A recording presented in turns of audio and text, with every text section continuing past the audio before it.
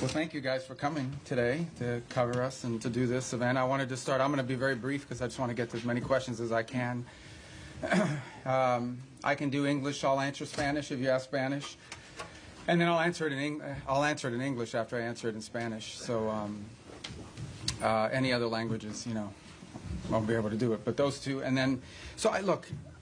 When I took over Secretary of State, I'll refer you back to the hearings we had in the Senate in January about the role I hope to play. And I believe very strongly this president was elected. One of the reasons why he was elected, very specific things, but one of the reasons why President Trump was elected is sort of an understanding among the American people that our foreign policy was in need of a complete recalibration. A recalibration because the world had dramatically changed. Many of the institutions, policies, assumptions that our foreign policy was operating under were built upon a world that no longer existed. And it required us to re-examine that. One of the assumptions that I think we had lost during this period of time, and I don't mean to make this an academic lecture, but I wanted to give you some insight into the broader thinking, as I highlighted at that hearing less than a year, almost a year ago now, is one of the assumptions was the loss of the notion of the national interest in our foreign policy. At the core of foreign policy needs to be the national interest of the United States. Now, that doesn't mean that there aren't issues and things we care about in the world, but at its core, the core principle of the national interest, the core principle behind our foreign policy needs to be our national interests. So you have to, first of all, define what is the national interest, and then you have to apply it. We defined it as we are in favor of foreign policies that make America safer or stronger or more prosperous, hopefully all three, but at least one of those three. And then it requires you to prioritize. Even the richest, most powerful and influential country on earth has limited resources, has limited time. And it has to be able to dedicate those resources and time through a process of prioritization. That includes geographic prioritization. It also includes issue prioritization. And that's what we intend to do here. Then you have to have the mechanisms of foreign policy to deliver on it. In essence, you have to have a Department of State and a National Security Council and all the elements of U.S. foreign policy influence and power to deliver, to identify and then deliver on those priorities. And that's what we've attempted to do here, and I think we're well on our way to doing it. There's more work to be done. There's things we will improve upon. But generally speaking, it was the genesis behind the reorganization of the department, oftentimes applying reforms that secretaries of states of both parties, appointed by presidents of both parties, have long sought to do. And we're very proud of that going into effect and continuing to work forward. I think we generally avoided, massive disruptions to our operation, although any transition involves some disruption. But we're very happy with the way we empowered our regional bureaus, meaning our embassies and the folks at the desks here behind the regions have become more empowered and having influence over every element of our foreign policy, particularly how it's applied tactically. At the same time, one of the things we looked at is foreign aid. Foreign aid is not a separate activity of the United States government. It is an element and a tool of our foreign policy, and it should be used for the purpose of furthering the national interest. That doesn't mean we don't care about human rights. That doesn't mean we don't care about starvation. That doesn't mean we don't care about hunger. That doesn't mean we don't care about humanitarian need. What it does mean, however, is that even foreign aid, which is not charity, it is an act of the U.S. taxpayer. Now, American charities are free to give their money to whoever they want, as long as it's not a sanctioned entity. But the United States and the taxpayer money should be spent in furtherance of our foreign policy, should be spent in places and on things that further our foreign policy. And even that is not unlimited. We have a limited amount of money that we can dedicate to foreign aid and humanitarian assistance, and that has to be applied in a way that furthers our national interests. And that's what we have sought to do as well. And in that endeavor as well, we have empowered the regional bureaus and our embassies to play a dramatic role. In fact, they are not just the implementers of this. They, in many cases, are the ones that are suggesting and are leading the response. And so bringing the tools of foreign aid underneath the umbrella of our broader foreign policy has been an important and dramatic reform. Even in the midst of all that, we remain engaged around the world, including in conflicts that perhaps are not central to everyday life in America, but the president has made it a priority to be a peacemaker. And so you've seen us engaged, whether it's Russia, Ukraine, or India and Pakistan, or Thailand and Cambodia, which is an ongoing challenge, or the tragedy we see now in Sudan, or the potential for further strife in South Sudan and that falling apart. I mean, no matter Armenia and Azerbaijan, we are always looking for opportunities, if possible, to play the role of a mediator that brings about the avoidance of war or the ending of conflicts. And obviously, in many of these cases, you can get people to the table and agree, and then there's the implementation process. And so we've made progress in many of these, particularly in getting them to agree to certain conditions. Obviously, it's ongoing work to make sure that those are implemented and applied. And some of these, conflicts have deep roots that go back many, many years. But we are prepared to be engaged and helpful in ways that perhaps other nations can't. We've been viewed as indispensable in that regard, and it's a role the President takes great pride in the promotion of peace around the world, and something he deserves a lot of credit for. He is personally engaged in all of this. Obviously, the big one was the situation with Gaza, which again is ongoing. There is now a ceasefire. There's that war is no longer going on at the scale and scope and all the things that were going on before. But obviously there's more work to remain. We are still through the process of trying to implement Phase 1 and lead to Phase 2 and Phase 3. That is a long-term project, some of which will extend beyond the 4 years of this administration, but I thought was a very important achievement as well. So we have a lot to be proud about. I know you probably have some specific questions, and we can get to those, but I wanted to let that, lay that out as the preface and predicate for everything we're going to do today. So I'm going to start. How do I start? I'm going to start from the back row forward, and then I'll just juggle in between. I'll be here pretty long, so we'll get to everybody. Don't get desperate. Don't get wild. All right, I'll start with this gentleman with the white hair in the back. Yes, sir. Ask you about Gaza. U.S. wants Pakistan troops to be in Gaza. Has U.S. got a consent from Pakistan that they will be sending their troops in Gaza for peace building and peacemaking? Yeah. Well, look, in fairness to all the countries we've talked to about being and having a presence on the ground, I think they want to know specifically, what the mandate, what the specific mandate, what the funding mechanism looks like.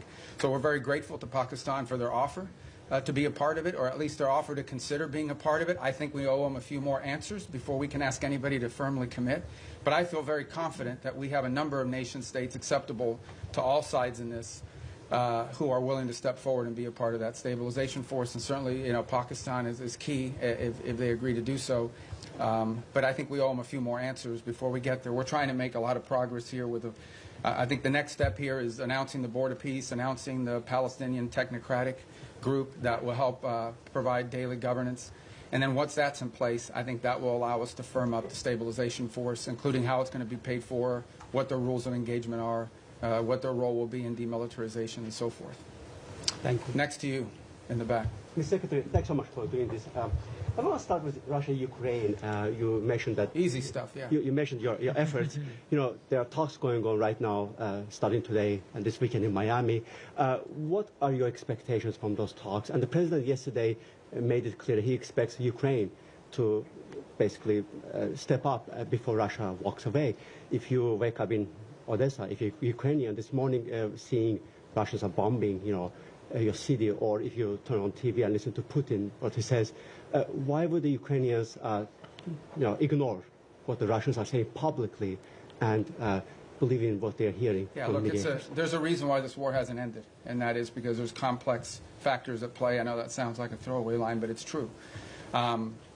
What we have tried to do in this entire process, and let's be clear about this. I mean, the United States is engaged in this. The President says this, and I'll translate what I think he's trying to say to you in all of this, and I think he's been pretty clear about it, is it's not our war. It's a war in another continent. We have equities, we have engagement in this war, but it's not our war per se. But we have been told by everybody, I think everybody would agree, that there's only one nation on earth, there's only one entity on earth that can actually talk to both sides and figure out whether there's a way to end this war peacefully, and that's the United States. And we've invested a lot of time, a lot of energy at the highest levels of our government. I believe President Trump has had more meetings with foreign leaders and others on the war in Ukraine than on any other subject, including trade.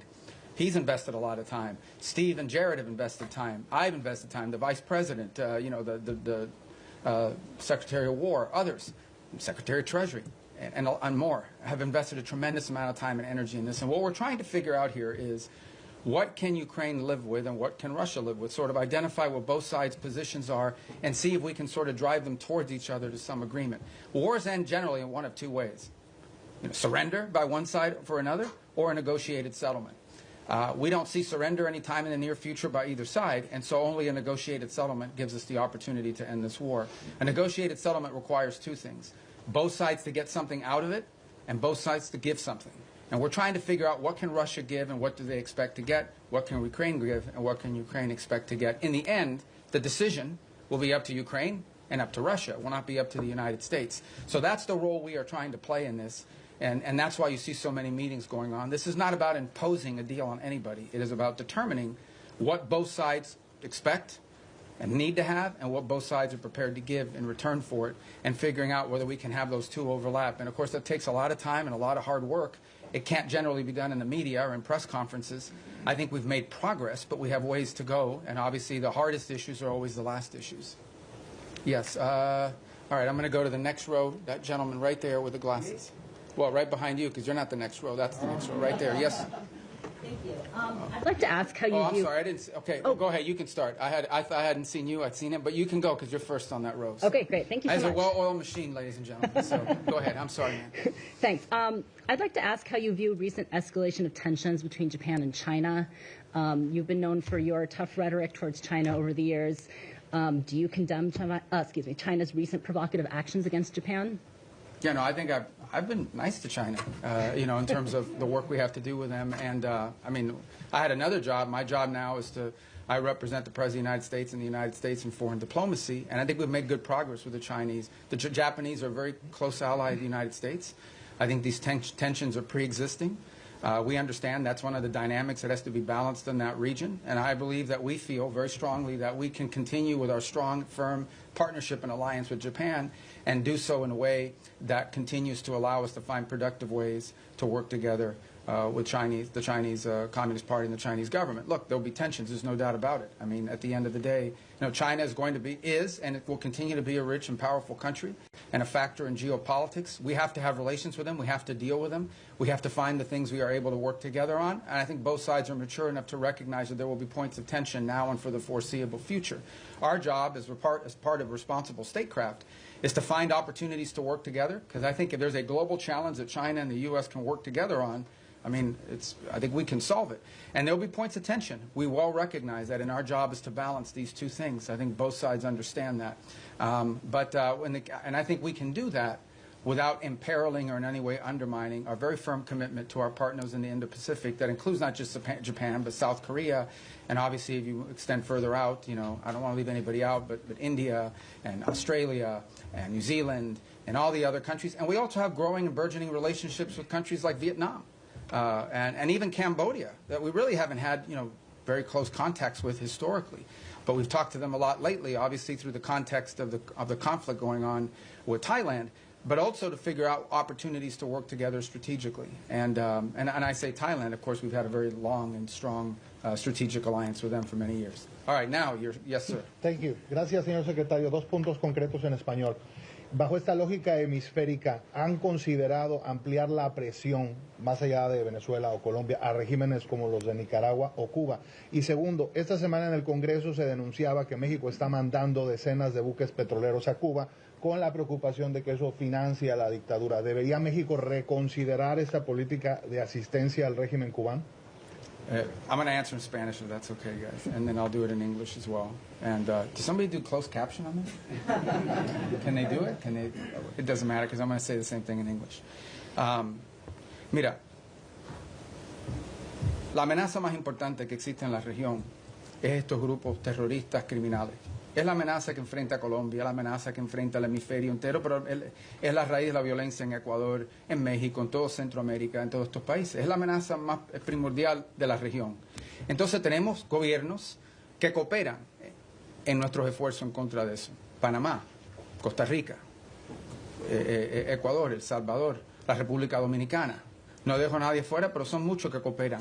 Tenemos y seguimos teniendo muy buenas relaciones con los equipos de seguridad de Colombia. Entiendo que el presidente de Colombia es una persona inusual, pero encima de eso tenemos, a nivel institucional, tenemos muy buenas relaciones y con México.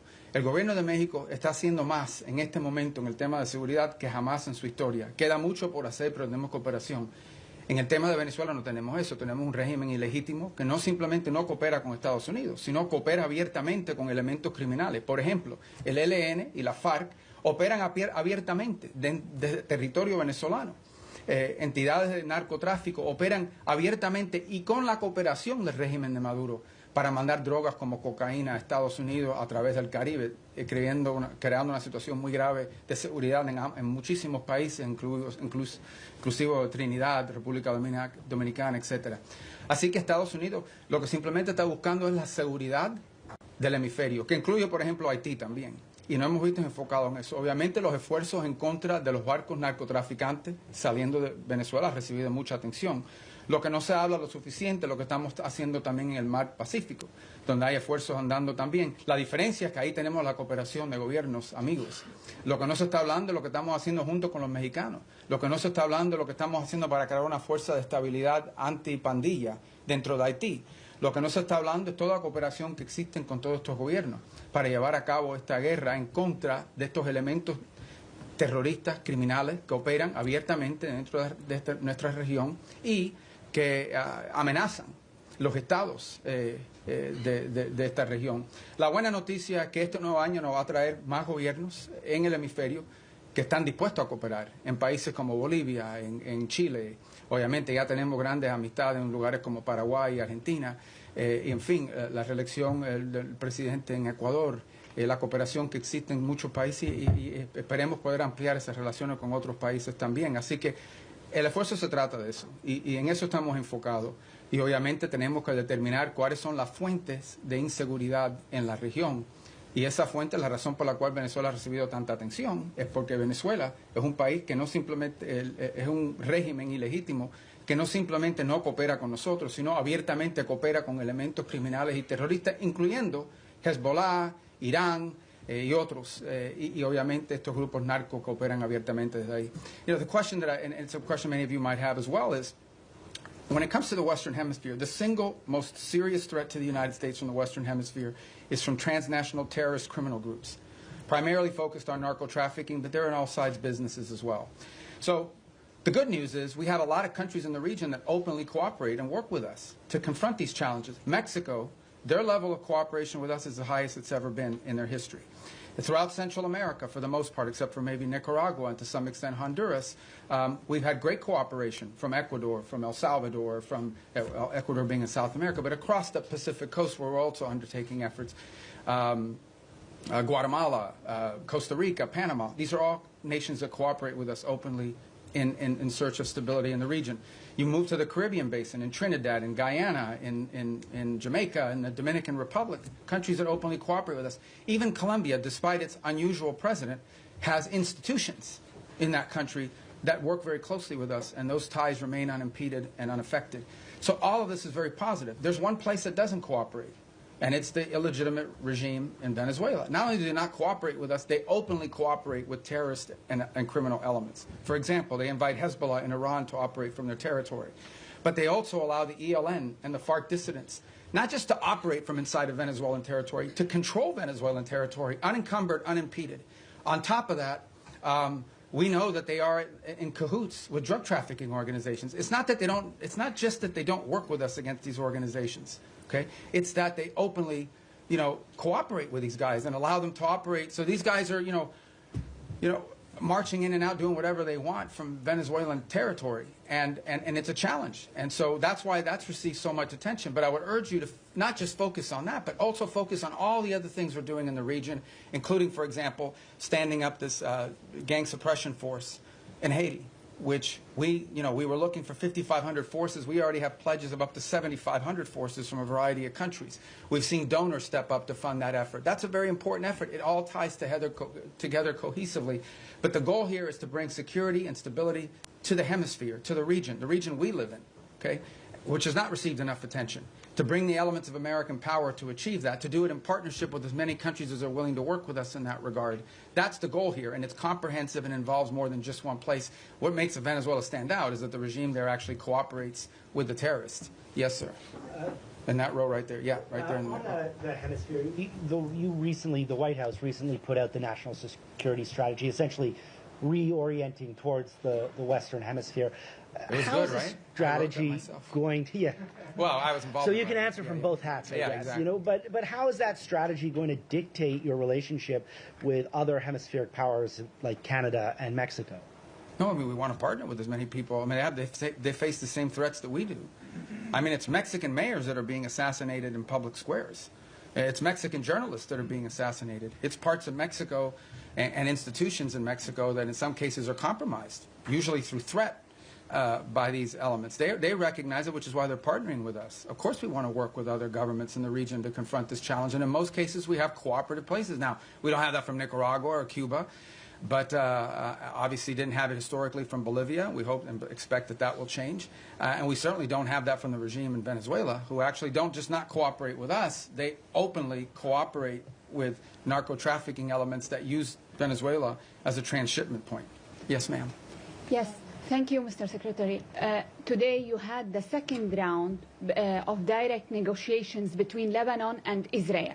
Do you foresee a potential deal between these two countries without another round of war? And the second question, if I may, on Sudan. We know, Mr. Secretary, it's a civil war, but also there's a regional factor here. Where the U.S. regional what, I'm sorry? Factor okay, in this yes. war.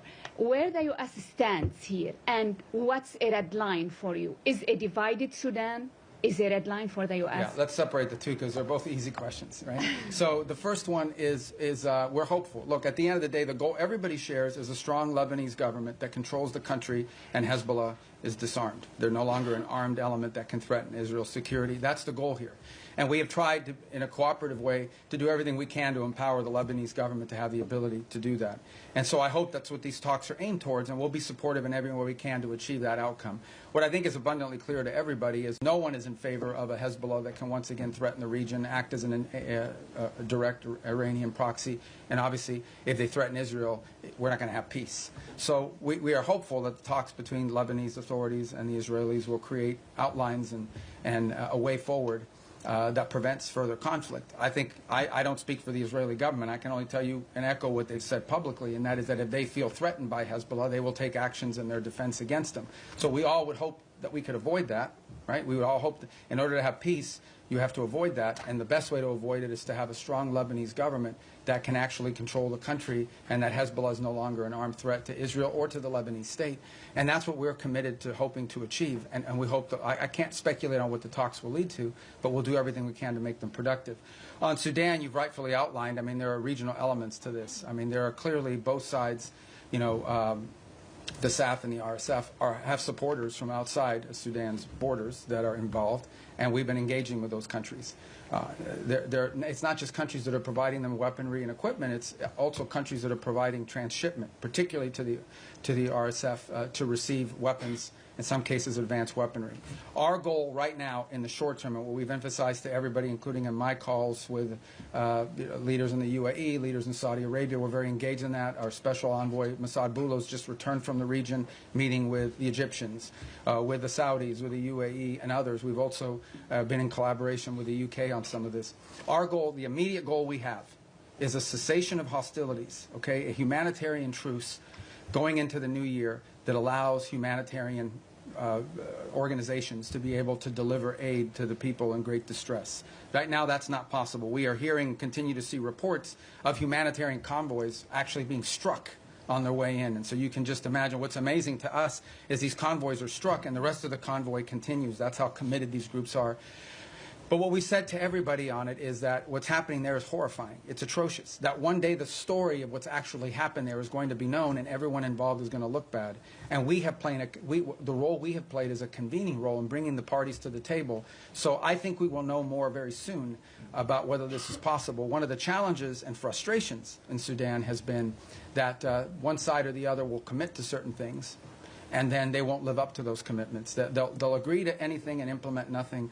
And oftentimes what happens is when one side feels like they're making advances in the battlefield, they don't necessarily see the need to concede at that point because they believe they're on the verge of achieving some success on the ground, and a truce would set them back. But what we've emphasized is none of these groups can operate without the support they're receiving externally. So we have been engaging with the countries involved from the outside to ensure that they are at the table and that they are pushing for the same outcome that we want, which is phase one, a humanitarian truce that at a minimum allows us to deal with the humanitarian calamity that occurs there. And obviously we hope that while that truce is ongoing, we can focus on the other elements that led to this conflict and help to resolve some of those. But our number one priority we're focused on, 99% of our focus is this humanitarian truce and achieving that as soon as possible. And we think that the new year and the upcoming holidays are a great opportunity for both sides to agree to that, and we're really pushing very hard on that regard. Yes, sir. Right there, because I missed Secretario you. Rubio, en español, Sí. si me permite. El presidente Trump ha llamado al presidente Gustavo Petro drug leader y ha usado, digamos, términos Bueno, él también ha dicho cosas a nosotros. Totalmente, Okay, totalmente. Claro, okay. Secretario Rubio, ¿hay alguna prueba o por qué esta administración llama a Gustavo Petro? Quisiera saber por qué esta administración llama a Gustavo Petro un líder del narcotráfico. Y por último, secretario, si usted considera eventualmente ante la invitación que hace Gustavo Petro ahora al presidente Trump o a usted ir a Colombia y conversar con Gustavo Petro. Bueno, nosotros conversamos con cualquiera. Desafortunadamente es una persona que no es muy estable en su pronunciamiento, pero no vamos a permitir que la actuación de un presidente, que al fin su término termina pronto, vaya a dañar la relación que existe entre Estados Unidos y Colombia, una relación muy cerca, una relación que se ha establecido a través de los últimos 50 años, una relación importante comercial, diplomática, militar, de seguridad, uno de los grandes socios y aliados que tenemos en la región. Y lo que queremos, no vamos a permitir que cualquier tipo de problema que existan con un individuo vaya a hacerle daño a esta relación tan importante. Esperemos que en el futuro exista la oportunidad de tener más cooperación a los niveles más altos del gobierno colombiano, pero no vamos tampoco a dañar, o no queremos dañar, a todas las relaciones que tenemos y los enlaces que tenemos, incluso con individuos en el cuerpo legislativo y también con oficiales electos a nivel local, muchísimos alcaldes y de diferentes lugares dentro de Colombia que también tienen muy buena relación con Estados Unidos y la amplia y estrecha relación que existe entre nuestros pueblos también. The question is again by Colombia. I said, look, we're not going to let sort of the pronouncements of an unstable individual over there to impact. We don't want to let it impact our broader relationship with Colombia. It's an important relationship, an important alliance. It extends through commercial, people to people, cultural, obviously security and stability, all of these things. And our job is to try to the extent possible, maintain those strong ties between Colombia and the United States and not allow them to be imperiled by the pronouncements of one person. We would hope to see a day soon in which we have better relations with the leader of that country, but we're not going to let the fact that doesn't exist now, we're going to do everything possible to not let that impact the relationships we have with the people of Colombia, with the nation, with their economy, with their security forces, which are very important. This is a very important alliance, a very important strategic partnership, which we've built up through a lot of hard work over decades. And we're not going to let that fall apart because of one person. If that changes and he changes, that would be great. And obviously, in May there'll be a new president there, and there'll be elections, and we'll work hopefully more cooperatively with whoever replaces the current president. But that's up to the people of Colombia. Did I not get your question? Go ahead. Thank you.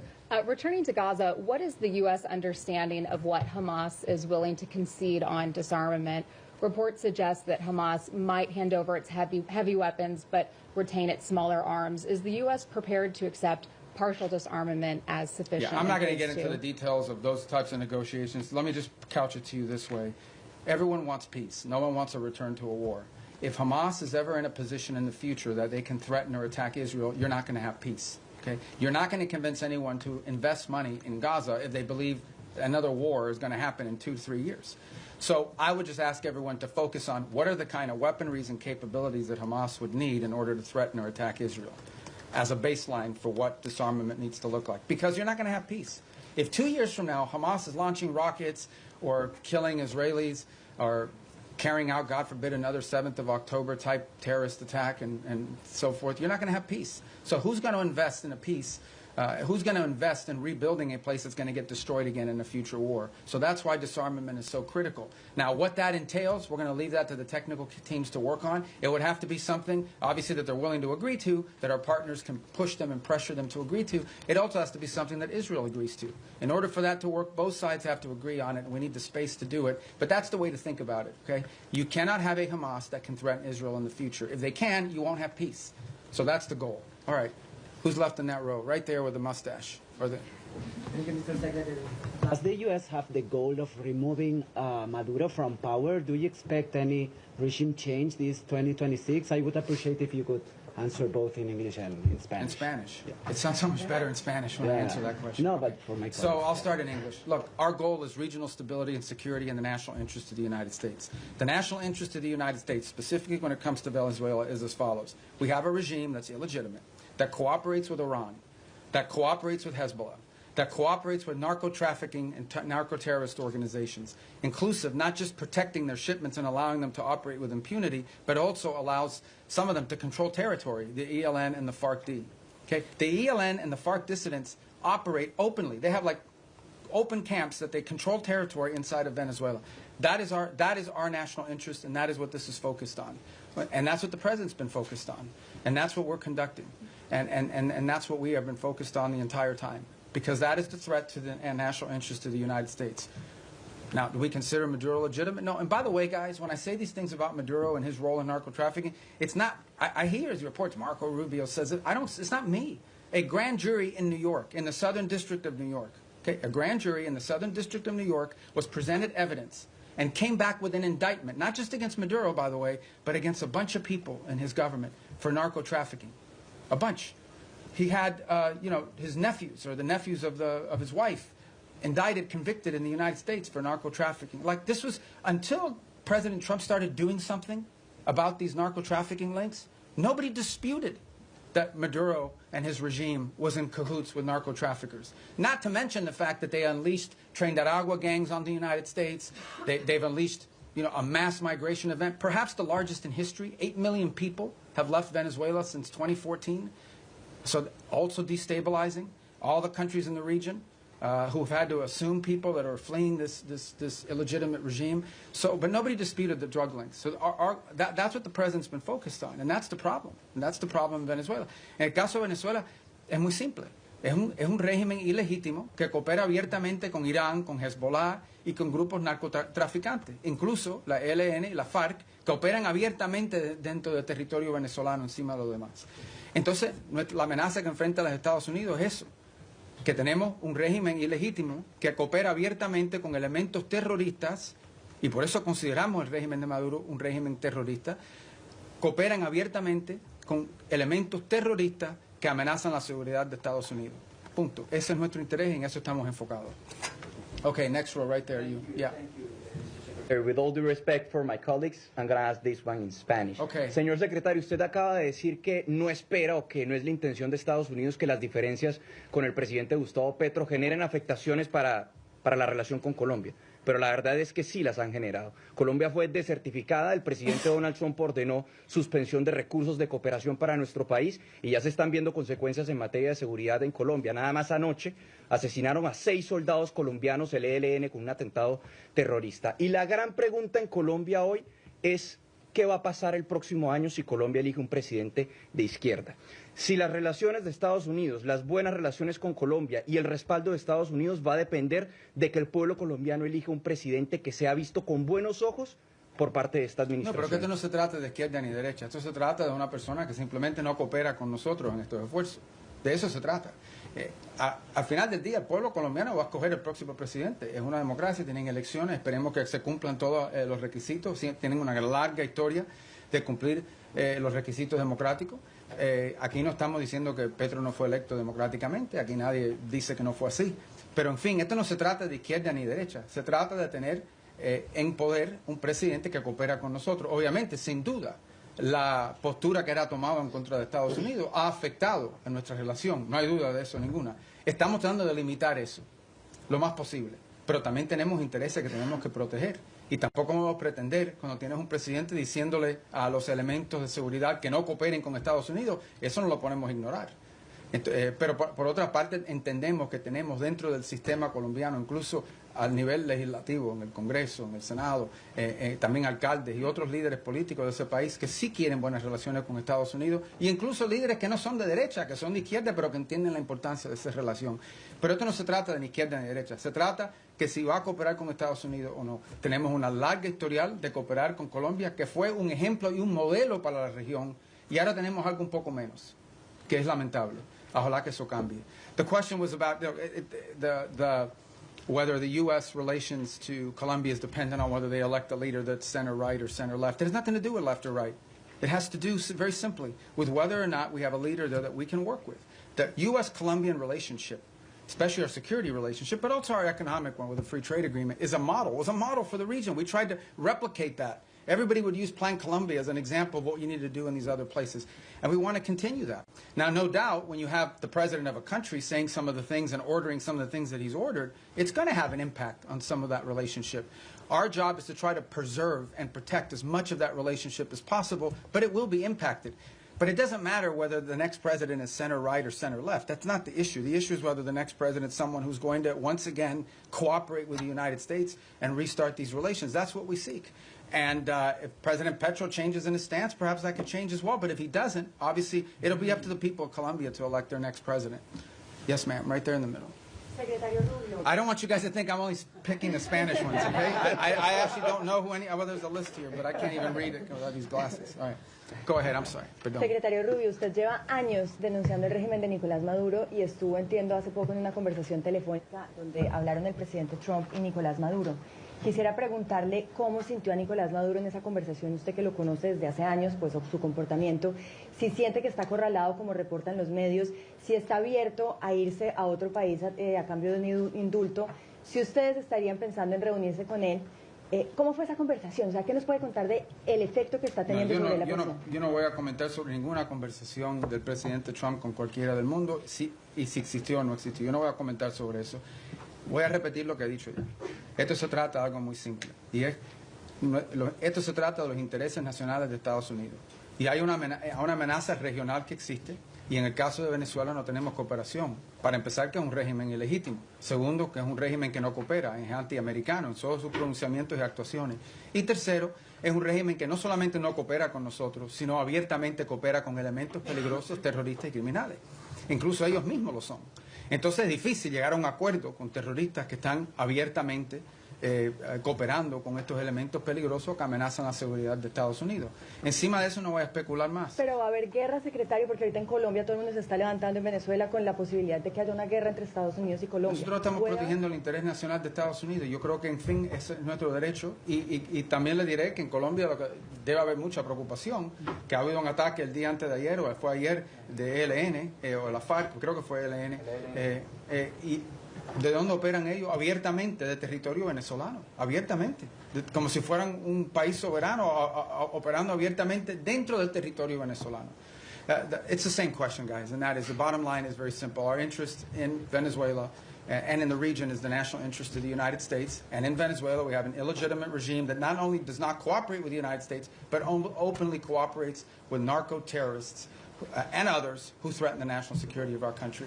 The gentleman in the middle. I'm going to try to get to everybody, I promise. But you guys, by then, your questions will be Thank you, Mr. Secretary. You said a few moments ago that everyone wants peace for Gaza, and yet by any metric, the Israelis are flouting the ceasefire that President Trump negotiated by killing an average of 2 children a day, not allowing the agreed-upon humanitarian aid into Gaza. How long can this continue? How long can the Israelis be allowed to show such disrespect to President Trump? Well, that's your characterization of it, about the term disrespect. What I would say is this. This was, first of all, it was a miracle that it happened in the first place. We all understand how difficult it was for that to come to the conclusion that it did, where the bombing and everything else, the scale and scope of what we saw ended, all the hostages were released, and we have relative peace right now for the most part, despite the things you're pointing to. That was very difficult. But this is not easy. Peace is a verb. It's an action. It's not a sentiment. Every single day will bring challenges. Every single day. We also have had instances, for example, over the last couple of weeks, where Hamas elements emerged from a tunnel, attached an explosive device to the side of a vehicle, and injured and almost killed Israeli soldiers. We still have this threat. We still have and see every single day Hamas openly taking steps to strengthen themselves within inside of those places in Gaza that they still control. We saw early on the atrocities they were committing in the streets against people as they were trying to show people how strong they were. So I don't think I'm standing here to tell you this is going to be easy. This is an hour-by-hour, day-by-day challenge. It's one of the reasons why we have stood up this center there in operating in Israel, in partnership as well with another cell that exists in a regional country. It's why every single day there are meetings among both intelligence, diplomatic, and military officials of multiple countries that help bring about this deal to manage this. And that's why it is so critical. It is so critical and so key that we move to complete this first phase, that we move to put in place the border peace, get everybody agree to be a part of it, move to put in place this Palestinian technocratic organization so that they can begin to provide some governance structure and move to put in place the stabilization force. That's the goal here. But it's not going to be easy. Every day will bring new challenges to that, and we recognize those challenges are coming from all sides. Very quick follow-up there, but who's going to want to be a part of a stabilization force if Israel is effectively using Gaza as a free fire zone? Well, these are the things these are the things that we're working through right now. Again, that's why it didn't happen yesterday. That's why we didn't, I don't mean yesterday literally, that means why we're not there yet. This is the hard work of diplomacy and peacemaking. Peacemaking isn't just signing a piece of paper, it's actually complying with it. And compliance oftentimes requires, in many cases, in most cases, requires daily, constant follow-up and nurturing. So that is why we are in such a hurry, and I say as a priority, to get to this point where we have the stabilization force in place, overseen by the Board of Peace, and ultimately a Palestinian technocratic entity that can increase in its capability to provide governance. The stronger they are, the weaker Hamas will be in terms of threatening Israel, and I think the more security Israel should feel and the less need for some of these things to happen. But no one's claiming this is going to be easy. We have to work on this every single day. We have people in this building and deployed abroad. This is all they do. 24 hours a day, day after day, elements of the State Department, the Department of War, and all other agencies, including Jared and Steve and even myself, who talk or do something about. There isn't a day in the last, since this was signed 2 months ago, that I haven't had to do something with regards to making progress on the phases of this ceasefire. Yes, ma'am. Right next. Thank you, Mr. Secretary. I'm sorry. I'm going to get to you guys. I'm coming. See, I'm going down the rows like this. Thank you. So right behind you, I'm still in that row. Thank you, Mr. Secretary, and thank you for having the briefing. Has anyone ever done this where they go like all the rows? No. You're going to look so good to your editors. No? All right, go ahead. Caroline Lumetta with World News Group. Several faith-based organizations have been calling on the administration to reopen the U.S. refugee admissions program, particularly for religious minorities facing persecution. That includes Afghanistan, Syria, Iran.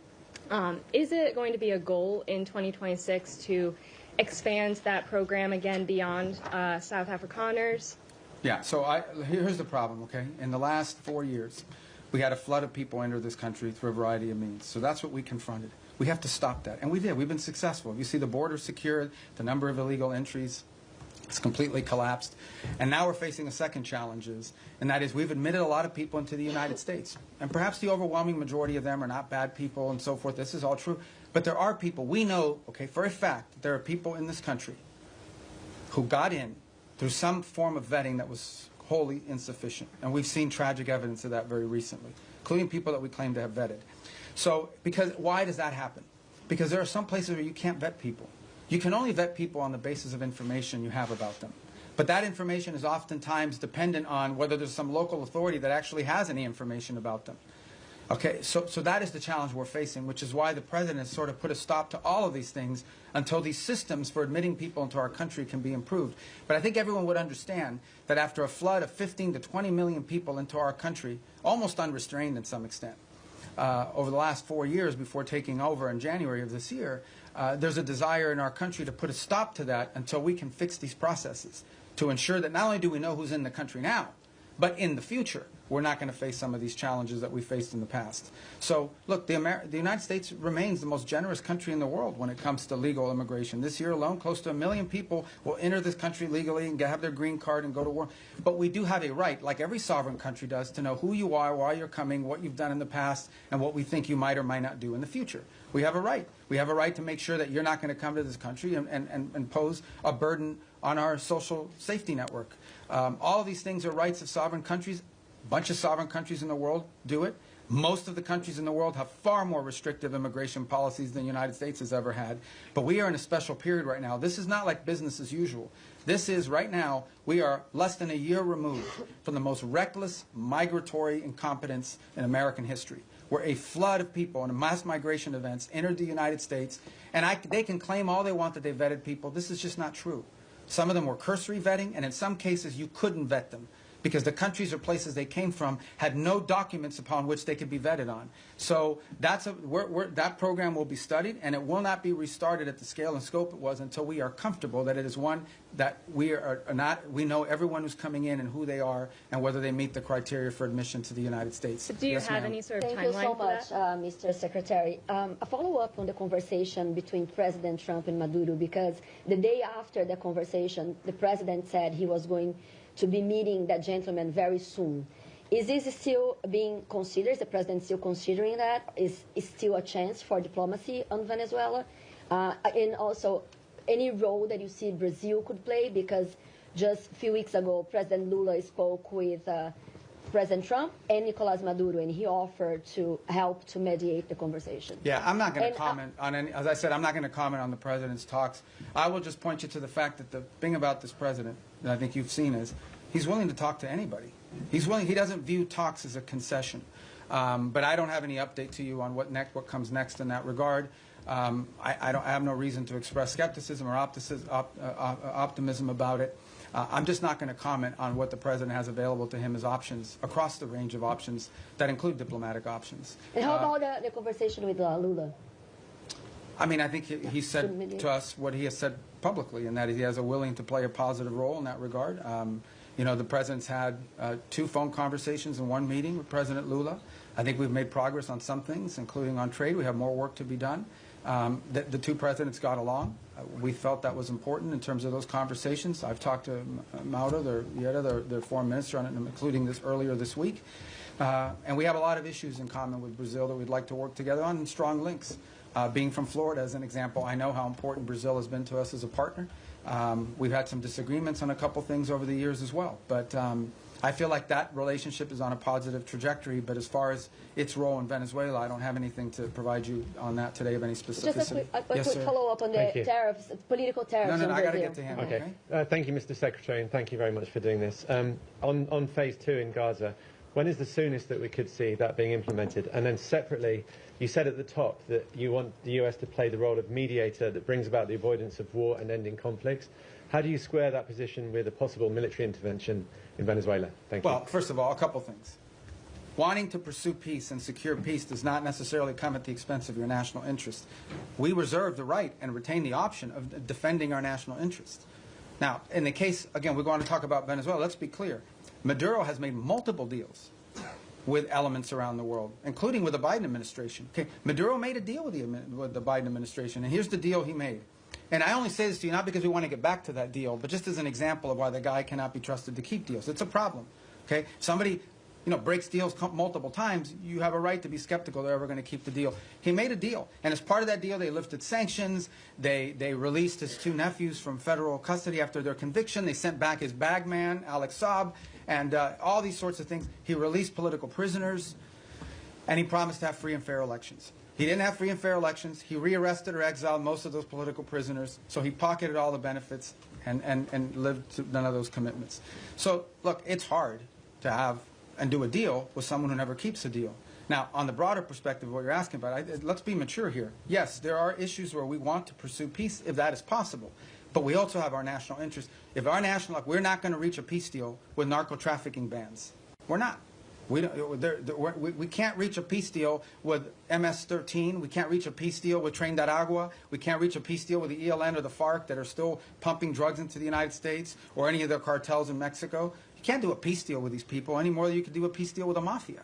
So I think it's important to understand that's different between warring factions and nation states around the world where we feel like maybe we could act as a bridge to bringing about the differences. But when you're talking about things that directly implicate the national interest of the United States, and no one can argue that transnational criminality and terrorism in our hemisphere is not a threat to the national interest of the United States, we have to use, we reserve the right and have the right to utilize every element of national power to defend the national interests of the United States. And no one can dispute that. And every country in the world reserves the same option. We just simply have more power than some of them do. And phase 2 Gaza? Oh, phase 2 Gaza, yeah. I mean, we got to complete phase 1 to get to phase 2. That's why we're working every day to get there. Look, guys, if this stuff was easy, it would have been done already a long time ago. This is a complex situation. No one would dispute it, but it's important. What we achieved already, what the president achieved ending that war already was something no one thought was possible. Everyone thought that the last episode was going to be an Israeli incursion into Gaza City that would lead to massive loss of life and the hostages would never be reunited with their families. And today, as we speak, all the hostages that were living are back, all but I believe one of the bodies has been returned. No one would have believed that 6 months ago. So that in and of itself, but that is not the end of the story. We want to continue on this. But what we're talking about is dealing with something that no one has been able to solve in 30 or 40 years. No one. And it's going to take some time. But I feel generally optimistic that we have the right people at the table with the right motivations to make it happen. But no one is claiming to you that this is going to be just a straight-up trajectory. It's going to have its ups and downs. It's going to have its, good days and bad days. The important point is that the momentum and the trajectory on it is a positive trajectory, and we're investing, high levels of our government every day in trying to make that happen. But we can't do it alone. We have all these other partners that we have to include. So I would focus you on, let's get the board of peace in place and announced. Let's get the technocratic Palestinian group in place, and then let's get the stabilization force in place. And then we can move on to the other elements, the phase 2 and phase 3 of the plan, that hopefully will be what will be enduring. And the work of putting phase 2 and phase 3 in place is going to extend far beyond the next 3 years. I mean, this is a generational commitment. But we want to leave those pieces in place for the next administration to continue to build upon, even as we achieve phase 1 and parts of phase 2 during this administration. Yes, ma'am. Yeah, Mr. Secretary, some of your former Democratic former Senate colleagues who considered you one of their most trusted bipartisan partners have, since you joined the Trump administration, accused you of abandoning some of your former principles and positions. And 3 or 4 have said they regret voting for you. I had 99 votes. I could have spared 4. What's your response to that? And more importantly, how do you think about building and maintaining bipartisan consensus and cooperation on foreign policy at this moment, especially because that will be necessary to sustain President Trump's legacy after he leaves office? I mean, we live in a very different time, unfortunately. I engage with senators, for example, from both parties. We saw a bunch of them the other day all the time, and obviously, but politics today is very different than it was 10 or 20 years ago. It just is. I'm not in that anymore. I'm no longer in a political office, but I know political offices. I served 14 years in the Senate, and politics is real, right? I mean, there's also not a lot of benefit to a Democratic senator saying what a great guy Marco Rubio is in this current political environment, or anyone in the Trump administration for that matter. So all I will tell you is I get up every day, we go to work. We get work done. We do cooperate and work with. They don't always agree with everything we're doing, but I have a lot of people in the Senate, particularly chairmen of key committees that we interact with. There's things people can say and do in the public that because of politics and private that they can't say or do in public. But I don't know what else to comment on that other than one more point, and that is I think this is important. I think people have lost sort of their mindset here a little bit, okay? The foreign policy, the State Department is not its own government, okay? The Secretary of State is not its own government. I'm appointed by the President, confirmed by the Senate, and then, or nominated by the President, confirmed by the Senate, and then appointed by the President. But at the end of the day, the person the people of the United States elected to be the President of the United States and the Commander-in-Chief is Donald J. Trump. That's who they elected. And my job, and the job of the people in our administration, is to implement the President's foreign policy. We provide advice, we provide counsel, but ultimately our job is to take what the President wants to do, take his vision, and implement it. Come up with options for implementing the President's vision. That's my job today. When I was a senator, I represented the state of Florida. Today, I am the Secretary of State for Donald J. Trump, the President of the United States, and my job is to implement the President's foreign policy, provide advice, provide counsel, provide ideas, provide for opportunities and ways in which his foreign policy can be implemented. But in the end, our job is to implement that. And why people think that somehow foreign policy can be divorced from our republic? That's not the way our Constitution works. The Constitution does not say you elect the President of the United States and then you put in place a State Department to undermine the President if the person who's the Secretary of State doesn't agree with him. That's ridiculous. That's stupid, really. And I don't know why anybody would think that. So that's the job I have, and that's the job I'm proud to do. I think we've made a lot of progress. We have a lot more work to do. All right, on our row right there from Italy, right? I know you from the... Do you cover us now, or are you on Capitol Hill still? No. Everything. So you're like a one-man bureau for the whole well thing. All right. You're like me. You have 2 jobs. Good. Yeah.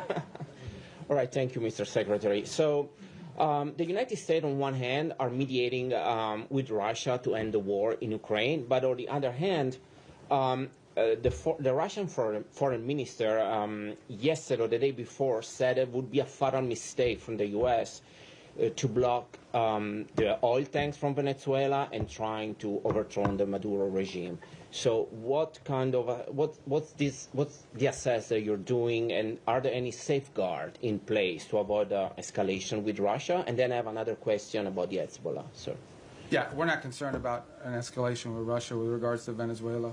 I mean, we've always expected them to provide rhetorical support for the Maduro regime. I think they have their hands full in Ukraine.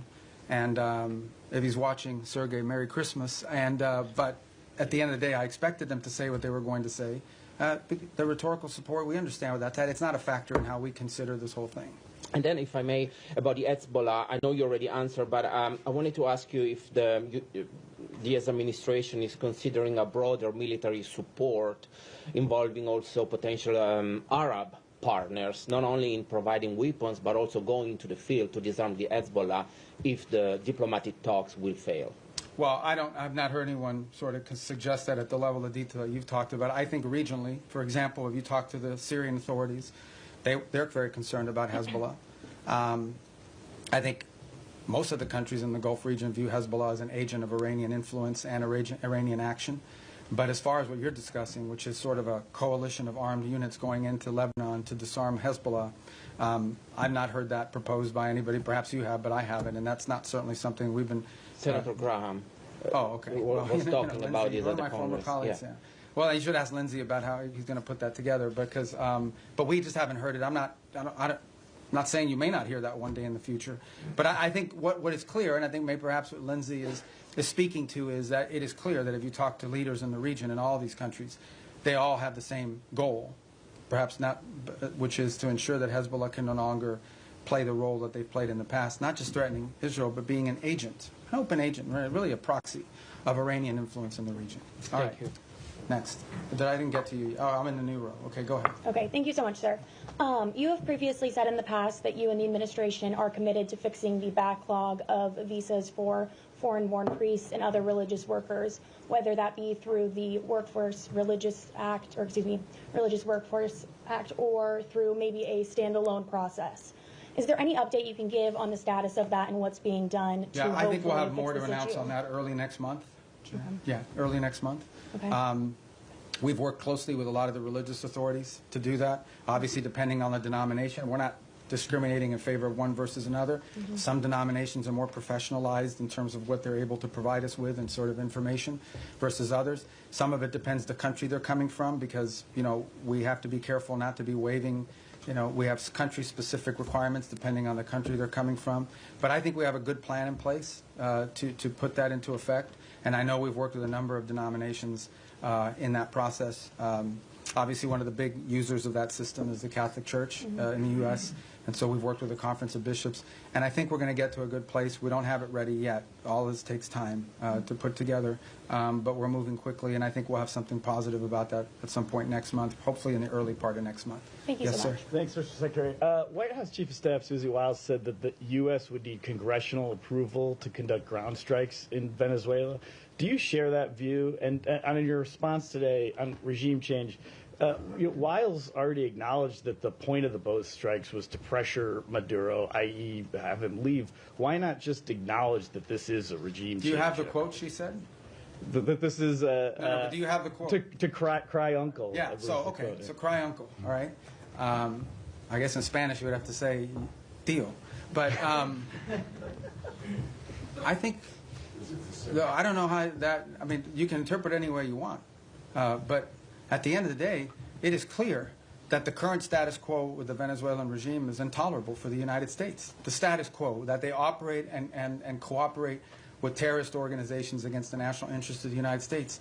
Not just cooperate, but partner with and participate in activities that threaten the national interests of the United States. So yes, our goal is to change that dynamic. And that's why the President's doing what he's doing. Change that dynamic by ensuring that no one wants to get on drug boats anymore. People were just going out there, openly without any fear of the Reaper. And now I think people understand, like, it's not a good idea. By the way, we haven't had a strike in the Caribbean Basin in almost 5 weeks. Do you know why? It's not because we stopped looking. It's because no one wants to get on a boat anymore and do that. So it's been effective at cutting that down. Now there's been strikes in the Pacific. So the bottom line is that, sure, our goal is to, what's the point of doing something else? But the change, people want to focus on regime this and this and that. The goal here is very simple. The national interest of the United States. The President of the United States was elected to protect the American people, to protect America. That's what he was elected to do. It's one of his fundamental promises that Donald J. Trump made when he was elected President of the United States, is I am going to protect this country. Protect us from what? From the threat of terrorism, from threats to our economy, and from threats these drug organizations and these terrorist organizations pose against the United States. And if you are an ally, a friend, a partner, or cooperate or participate in activities that threaten the United States, you're going to have a problem with President Trump. I think the only shocking thing here is that a lot of people say that. People run all the time for office. I'm going to take on the cartels. I'm going to do this. He's actually doing it. He's not doing anything he didn't say he was not going to do during this campaign. He said he was going to go after the cartels. And now he's going after the cartels, and everybody's shocked. Don't be shocked. This is a man who was elected president because he says and then he does. He doesn't just say and then forget about it. In congressional approval on land strikes, do you think that the United States does need to go to Congress in order to conduct land strikes in Venezuela? Well, look, I'm not going to speculate about things that haven't happened and may never happen. I'm not going to speculate on that. All I'm going to tell you is that two things. And I remind Congress all the time. By the way, I was very consistent on this position because it was my position when I was in the Senate.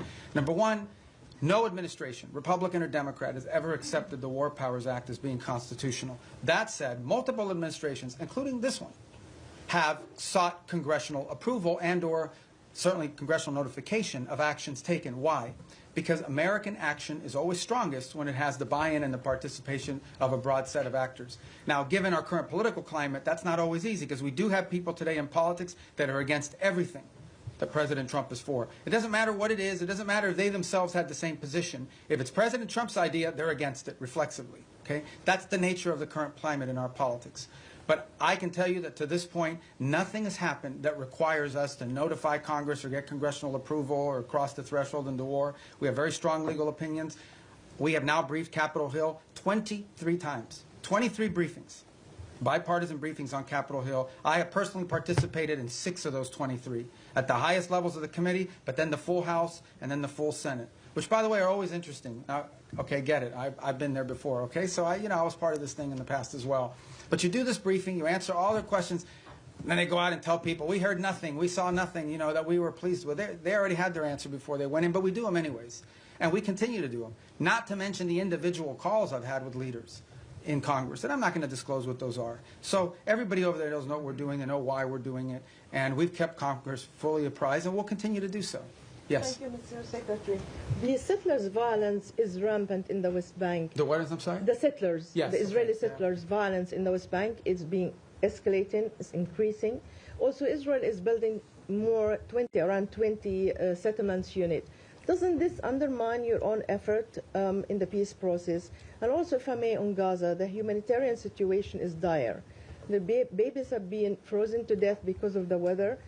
Tents have been flooded. Is there anything the United States can do to alleviate the suffering of the civilians in Gaza? Yeah. In the case of the West Bank, we have, and you've seen our embassy even has put out statements and comments about specific incidents there that we're concerned about, that we do think, create a point of strong friction in the broader effort. And our own embassy, and Ambassador Huckabee has spoken to this as recently as a couple weeks ago, very firmly, I believe. And so we'll continue to communicate that as we have and make our opinion known in regards to its impact on the broader challenges. In the case of humanitarian, absolutely. I mean, this is the reason why that group is set up there every single day. We've been successful at opening new corridors. We want to continue to see that increase. We want to continue to see the flow of aid increase into those parts of Gaza that are still under Hamas control. But it also goes back, not to sound like a broken record, to why it is so critical to have the border peace put in place and the Palestinian technocratic group put in place. Because that allows us now, when you have this technocratic Palestinian group in place and a stabilization force to provide security, it now allows us to have someone we can work with to turn over the humanitarian aid to and have them be the ones that help distribute it along with these international partners. That's the point we're trying to get to, that we can get to a point where that is, and part of the thing with humanitarian aid is also security. Someone has to provide security for these convoys as they go in, because oftentimes they have been attacked, they've been looted, they've been so forth. We don't have a force that can do that right now unless the Israelis are going to go in, and that would violate the ceasefire. But if we have a stabilization force on the ground, they could provide security. And then the technical side of it, the logistical side of it, along with the international partners, is what the Palestinian Technocratic Organization can do. That is why we are in such a hurry to finalize that phase of this deal so that the aid can flow. And not just aid, then we can move from aid to reconstruction, which is the goal everybody has. You want to reach a point in which you're not providing aid because Gaza has an economy, and it's not an economy controlled by Hamas. But we can't get to that stage until we can secure the place. And that's why we're in such a hurry to finalize that phase of the deal. Yes, sir. Vladimir Putin today had I thought you were introducing yourself. No, no. I'm Vladimir Definitely not.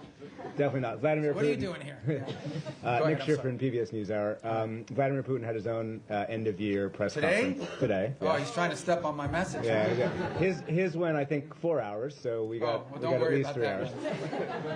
And he said he was willing to end the war in Ukraine. I bet you he didn't do it in Spanish. He did not. All right. Go ahead. I'm sorry. No, it's all right. He said he was willing to end the war in Ukraine based on principles he had outlined last summer, and that included a complete Ukrainian withdrawal from 4 regions, most of which are not occupied by Russia, recognition of occupied Russian territory in Ukraine, and the complete lifting of sanctions. That goes beyond some of the recent conversations you've been having. So do you think Putin is serious about peace, and is the U.S. willing to recognize occupied Russian territory in Ukraine? Look, I think ultimately there is what people say, and I'm not claiming that that's not his position. I'm just saying there's what people say and then what people do. In the end, we're not going to base our approach to finding peace here on the basis simply of what people are saying. We're going to base it on what people are willing to agree to, what countries are willing to agree to. Our role is very simple. We try to understand what the Russian position, how much can they give and what do they have to have. We understand the Ukrainian position, and we try to find whether those two things can overlap. Maybe that happens this week. Maybe that happens next month. Maybe that's not ready for a few months. That's not up to us. That's up to the two sides. In the end, it's up to them to make a deal. We can't force Ukraine to make a deal. We can't force Russia to make a deal. They have to want to make a deal. The role we're trying to play is a role of figuring out whether there's any overlap here that they can agree to. And that's what we've invested a lot of time and energy and continue to do so. That may not be possible. I hope it is. I hope it can get done this month before the end of the year. I want it to end as soon as possible. I know the president is deeply committed to helping it end. I know this, though. We're the only ones that can do it.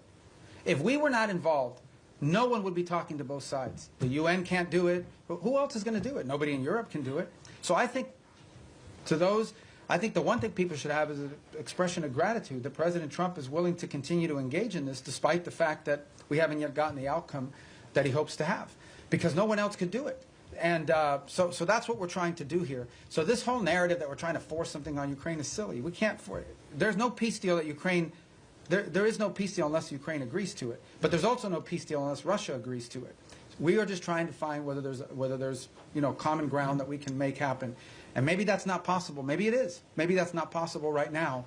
But we don't think our work could potentially serve as a baseline for that in the future. Maybe it is possible now. We're going to continue to test it and see where we can get to. Is the U.S. willing to recognize occupied territory? I'm not going to speak on any specifics of any deal because we're not going to be able to negotiate a peace deal, especially one like this, in the media. Suffice it to say, let me just put it to you this way. There can't be a peace deal unless Ukraine agrees to it. And there can't be a peace deal, of course, unless Russia agrees to it. But remember that. Any peace deal is one that Ukraine has to agree to because they're a combatant. If Ukraine says we don't agree to it, there won't be peace. So our job is not to force anything on anyone. It is to try to figure out if we can nudge both sides to a common place. And guys, in a conflict like this, in a war like this, that's not easy. It takes a lot of time. We're going to have some patience with it, unfortunately. It's already gone longer. But understand why the president cares about this. Okay? Because let's be honest here, and I'm not trying to diminish this, okay? Because it's an interesting position to be in. The United States only provides, we don't provide weapons to Russia, we only provide weapons to Ukraine. The United States doesn't sanction Ukraine, it's only sanctioned Russia. And yet we are still the only country in the world that can talk to both sides. So let's be clear about the role we played in this so far. I mean, we're the only ones that can. But, so I don't mean to be dismissive of why this matters or it's important, because this is going on in another continent. We've got issues in our own hemisphere we need to be dealing with. That if you were to ask prioritization, I would argue that something in our hemisphere from our national interest is more important than something in another continent. But it doesn't make Ukraine and Russia unimportant. We care about it. That's why we're involved in it. But by the same token, why does the president care? I'll tell you why. This week, 9,000 people will die, including like 5,000 or 6,000 weekly Russian casualties, okay, in a war. This is a bloody, nasty conflict. In the same time, the entire electric grid, the entire infrastructure of Ukraine is being destroyed almost as fast as it's being rebuilt. Every week that goes by, the cost of rebuilding that country gets exponentially higher. It is now becoming generational reconstruction. This is a very damaging war that's going to have incredible implications. There are now hundreds of thousands of Ukrainians, probably maybe in millions, who have not lived in Ukraine in years. They've been displaced to other countries. The implications of this long term for Ukraine are dramatic, and for Russia too, but for Ukraine, and we're focused on them. This is why the president wants to end it. He thinks it's a bloody, nasty, horrifying war, and he doesn't like wars. He really doesn't like wars. He thinks they're a waste of money, time, and talent. And he wants this one to end. And we're doing everything we can to end it. And it may or may not be possible, but we're certainly going to keep trying. Mr. Secretary, Yes, sir. Thank you. I promise you we're going to go through here. Do you have a deadline or something? I know, but let me get to the roads, because if not, if I break up the road thing, you're going to screw up the whole plan I have for today. Go ahead. Thanks, Mr. Secretary. If I can turn internally for a moment, a recent survey by the American Foreign Service Association found strikingly low morale among career diplomats in the U.S., some of whom reported that they feel like they can't freely express their opinions, that their candidate input is not welcome, and many of them are saying that they're actually thinking about career changes. I know you talked at the top about how change can be disruptive, but I wonder, how much does this concern you? Do you possibly see this as a feature, not a bug, or would you be happy to see people leave so that you can bring in a new crop of people? And then just briefly on your own role, you have 2 jobs right now. Your travel schedule seems a bit lighter than your recent predecessors. You didn't attend the last NATO foreign ministers gathering and had your deputy go. Are you fully performing the job of Secretary of State? Are you more of a national security advisor than a Secretary of State? Can you talk about that? Well, first of all, on the travel schedule, we have a lot of leaders keep coming here, too. So you talk about NATO, great example on NATO. I already went to a NATO meeting this year of all the foreign ministers. Then I went to the leaders meeting, which not all the foreign ministers were at. And then on top of that, that week is the week we had Rwanda and the DRC coming to the United States on a deal that I was working in. So as far as the travel schedule is concerned, we have a lot of leaders constantly coming here. We have leader meetings every single week for the most part up until last week. So there's a lot of work to be done. On the Foreign Service, we have very talented people here. I saw that report somewhere. That's from the union. It's from a union survey. All I can tell you is that today Foreign Service officers are more empowered at the regional bureau than they've ever been. I get descent cables. I get cables every day from all over the world that provide the baseline for a lot of the ideas that we pursue. There isn't a week that goes by that I don't send back 2 or 3 cables with notes about, let's turn this into a policy proposal. We are changing this place so that it is our missions in the field that are not just driving directives from the top down, but also ideas from the bottom up. And I'm very proud of that, and I think that's going to lead and pay huge dividends for future secretaries of state long after I'm gone. So, yes, sir. Thank you, Secretary. Human rights organizations report that 2025 has seen the highest number of executions in the Islamic Republic of Iran in over 2 decades. What specific new measures is the State Department taking to ensure that human rights abuses, specifically this surge of state-sanctioned execution, do not become a secondary priority in your dealings with Tehran? Well, ultimately, look, we have very deep and systemic disagreements with the regime in Iran. And it's part of if not the most sanctioned country in the world, one of the most sanctioned countries in the world. There isn't a week that goes by, or at least 2-3 times a month, I'm authorizing some new sanction on some new entity related to Iran. I don't think anyone could argue that this administration has been friendly towards them. So we continue to feature these things because it tells us about who they are. In the case of some of these executions that you're talking about, some of them, by the way, were in the aftermath of the war with Israel, where they went through and have jailed people and accused people of being informants and spies and things of that nature. But we're under no illusion, and every year we put out a report that outlines this, and we've been pretty consistent in our messaging. Our problem with the Iranian regime isn't simply, obviously it's predominantly their desire to acquire nuclear weapons, their sponsorship of terrorism, but it's ultimately the treatment of their own people. I said it in my hearing a year ago in the Senate, I say it now, I know of no nation on earth where there is such a difference between a regime that governs the country and the people who live there every single day.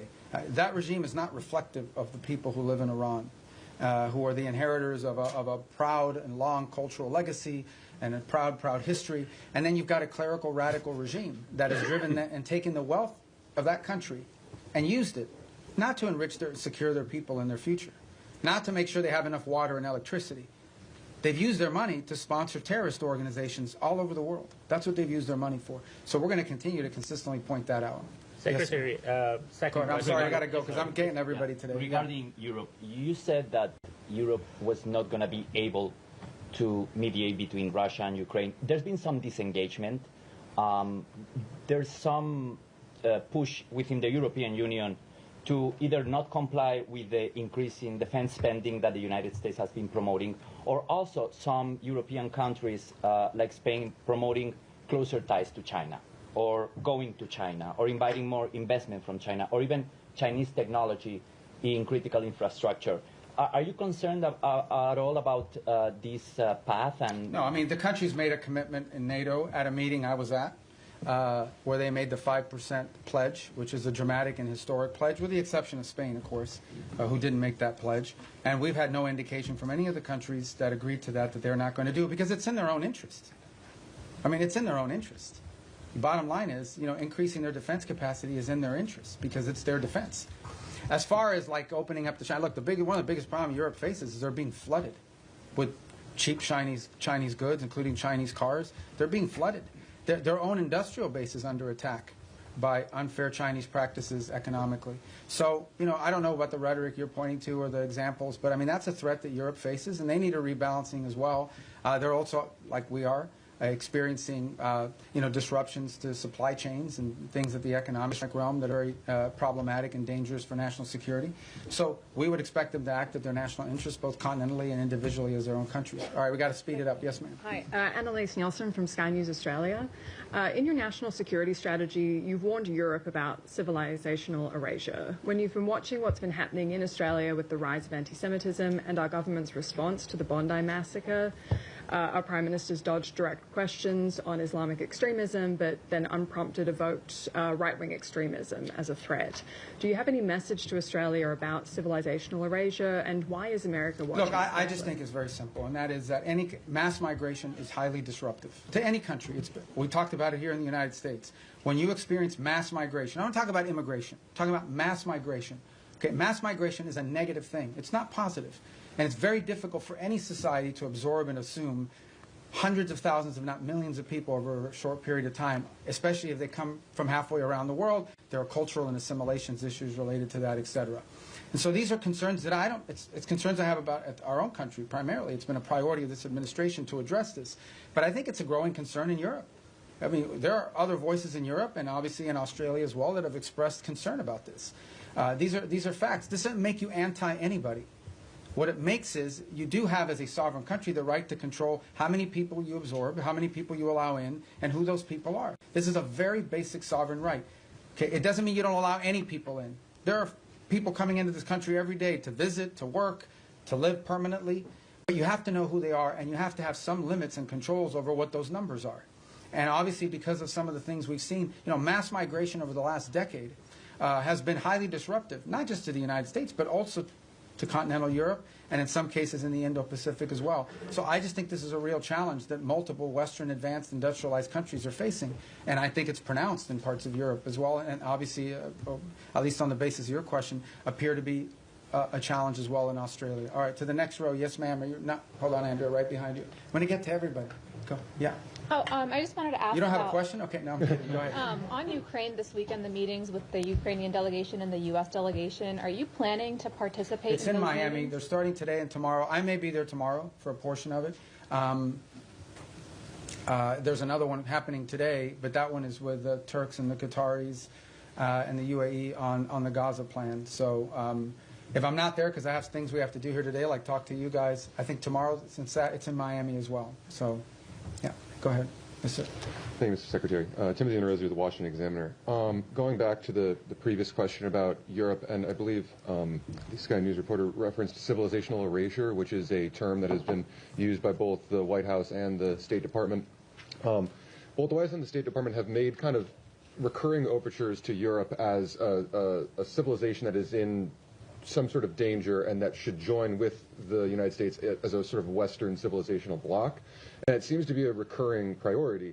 However, with the release of the National Security Strategy, many European leaders, leader of Germany, members of the EU, of the European Parliament, have found it totally unacceptable or offensive or question the allyship of the United States with the rhetoric that was used. So I just wonder if the United States is correct in that these policies, like mass migration, will lead to civilizational erasure. Is it possible to save European civilization if the governments simply don't want to be saved? How has this alliance long been described? As the Western alliance, right? What is it that, and it's not just me saying, you go to these NATO meetings, you meet with people, what they will tell you is our shared history, our shared legacy, our shared values, our shared priorities. That's what they talk about as the reason for this alliance. Well, if you erase your shared history, your shared culture, your shared ideology, your shared priorities, your shared principles, then you just have a straight-up defense agreement. That's all you have. So what I'm trying to point to, and what we've tried to point to, is very simple. That is, at the bedrock and at the cornerstone of our relationship, for example, with Europe, is the fact that we do have a shared culture, a shared civilization, a shared experience, and shared values and principles on things like human rights, on freedom, on liberty, on democracy, on all sorts of on the rights of the individual, all these sorts of things that we in this nation are the inheritors of in many cases, because many of these ideas that led to the founding of our country found their genesis in some of these places in the Western Alliance. If you take that away, if that's wiped out because for whatever reason it's no longer a priority, I do think it puts a strain and threatens the alliance in the long term and in the big picture. Now, whatever internal politics causes people to dispute this, I'm not going to comment on, other than to tell you that I do think that at the core of these special relationships we have is the fact that we have shared history, shared values, shared civilizational principles that we should be unapologetic about. This is a nation that was founded on Western principles, like liberty, the value of and the right of the individual, the right of self-governance. These are all Western values. Now, others may have adopted it in different parts of the world, but they emanate from Western history. And it's something that we should be apologetic about. Why would we be apologetic about it? Anyone who doesn't recognize, for example, that many of the features of our system of government find their root in Roman and Greek history is a fool. Is a fool. It's just not true. And so I think that we need to understand and embrace that, not negate it. And I think that's what we're pointing to here, is that we are concerned that particularly in parts of Western Europe, those things that underpin our alliance and our tie to them could be under threat in the long term. And by the way, there are leaders in those countries that recognize that as well. Some say it openly, some say it privately. In the eastern and southern part of Europe, they're much more open about it. Nonetheless, it is a factor that needs to be addressed. Yes, ma'am. Was the New York Post. So you said earlier that you don't see a surrender happening anytime soon when it comes to Ukraine and Russia. Putin says he will accept nothing less than an unconditional surrender, but if this latest intensive push for peace talks fails, is there anything that the U.S. can do to make Russia want to end its war? And then secondly, some of the most major foreign policy issues from Venezuela, Iran, Ukraine, Israel, have been assigned special envoys who do not report directly to the State Department, which obviously has a larger view of how these conflicts affect each other. How intimately has State been involved with these envoys' strategies and actions this year? And do you see State taking a larger role in these kind of day-to-day negotiations? I disagree with the premise of your question. I mean, every envoy that's been involved in all these critical issues, I personally work with very closely. I talk to them 4 or 5 times a day, or meet with them, or they're in the White House, or they're here, primarily in the White House, or they're involved in the same meetings we're involved in. I mean, that's just not factual. No one is out there doing independent action. All of it is strongly coordinated. It's one of the benefits of also being the National Security Advisor, is it allows us to also organize the interagency. Every single one of these envoys, I speak about Steve Woodcock in particular, who's a phenomenal person, very smart, very talented, who dedicates, he doesn't get paid to do this job, he does it for free. And he invests a tremendous amount of time, full time on this thing, traveling all over the world, doing all kinds of things. Okay, but Steve doesn't do anything independently. He relies on the interagency. He gets support from Treasury, sometimes from Commerce, certainly from the Department of War, and from the State Department. In fact, he's staffed in many of these visits by State Department folks, and including the ones in Miami, especially as we get to the technical parts of these agreements. So the synergy there is very tight across the board. And so I think that's just not factual. I was referring to Envoy Grinnell with Venezuela and some of those conflicts earlier this year that really kind of weren't helpful in getting towards the release of the prisoners. Look, everything that's been done in this administration has been coordinated in some form or fashion. Now, I mean, you guys don't see it all because I know everybody wants foreign policy to be 100% transparent, but sometimes it really can't be. Because there are sensitivities, because there are diplomatic sensitivities, because things people are willing to agree to in private, they may not be willing to do so in public. There's all kinds of things that have to happen in order to achieve outcomes. Sometimes they work, sometimes certain approaches work, sometimes they don't. But that's not new to this administration. That's been true throughout history. And but at the end of the day, I mean, I feel like we have a very good team of people that work very closely together on all of this. And the key is every single one of these conflicts, every single one of these issues are all multidisciplinary. Okay? There is no such thing as any one of these things that we're dealing with. Again, going back to the case, let's just use Ukraine as an example. In the case of Ukraine, it involved Treasury with regards to the minerals deal. It involves commerce to some extent. It most certainly involves the Department of War in terms of not just battlefield assessments, but the sale of weaponry through Pearl, etc. It involves the Department of State in terms of everything from interpreters to the technical work of actually putting words to paper that would make sense in an agreement and supporting these visits. We had a very important meeting in Geneva, hosted at our embassy, supported by diplomatic personnel that were involved in doing that, and a lot of the follow-up as well that has to happen with some of these things. You know, peace deals aren't just, in the case of Gaza, strongly supported. We actually, we took our ambassador in Yemen, who can't be in Yemen, Fagan, and assigned him for 8 weeks on that portfolio so that we could have someone there to help navigate and coordinate all of the technical aspects. You can reach a peace agreement in concept, but then someone's got to sit down and write down the technical language and the specificity, and they rely on the professionals in this department and other government agencies, depending on the subject matter. So, look, I think in any new administration, there's a learning curve early on. People are still getting onboarded. You may not even have people Senate confirmed yet in these positions. Maybe you haven't even hired some unfilled spots. But I think certainly in the second half of last year, I'm very proud and very pleased at the synergy that we've established on all of these things and that continue to establish it. Another one that's doing a great job is Mossad Boulos. I mean, he's out there every day working with our Africa Bureau. They're very involved in this, on trying to deal with Sudan, on trying to deal with the Rwanda DRC. So we have a good team of people that work very well together and very collaboratively, and we're going to build on that in the new year. Yes, ma'am. Thanks. Shelby Talcott with Semaphore. Vanity Fair quoted you as wondering whether Putin just wants the entirety of Ukraine. I'm curious if that's still a question for you, and how confident are you in being able to reach a peace agreement if that is a question? And then along those lines, is there a deadline for Russia and Ukraine to come to an agreement before this administration walks away? Yeah, I'm not in any position to give you deadlines on anything. And as far as that quote, that's a quote the president has said publicly, which is he has said three things. I thought it was going to be the easiest one, and it's turned out to be the hardest. I don't know if Putin wants to do a deal or if Putin wants to take the whole country. These are things he has said openly. And, you know, I think that's, I don't even remember when I talked to the guy from that magazine, but, you know, for much of the early part of this year, one of the things we were trying to deduce is exactly what is it that Russia wants to achieve. We know what they wanted to achieve initially when the war began. They haven't achieved those objectives. There's a new set of objectives now. I mean, part of reaching an agreement is trying to understand, I've already said this, what both sides want or need and what they're willing to give. And so I think that was a question that many in the administration had early on, is defining what the Russian position, what exactly do they really, not what they say they publicly want, but what they publicly want and privately want are the same thing. That's part of the, and the same is true on the Ukrainian side, by the way. What could they actually live with? What's acceptable? What's not acceptable? What are their red lines? That's how you put a deal together. You have to sort of figure out if the two sides overlap at some point. Sometimes some deals are just not ready. Sometimes the timing is perfect. You have to put it together. If you look at what happened with Gaza, that looked intractable. And then a series of events occurred that made it possible. That, for example, the strike inside of Qatar that the Israelis took at the time, you know, was a sort of a dramatic thing, but in some ways it sort of set in motion a sense of urgency to bring this thing to an end before it spread. So sometimes you just have to be ready for a change in circumstances or conditions that allow progress to be made. But these things are hard to do. They take a lot of time. Sometimes it takes some patience.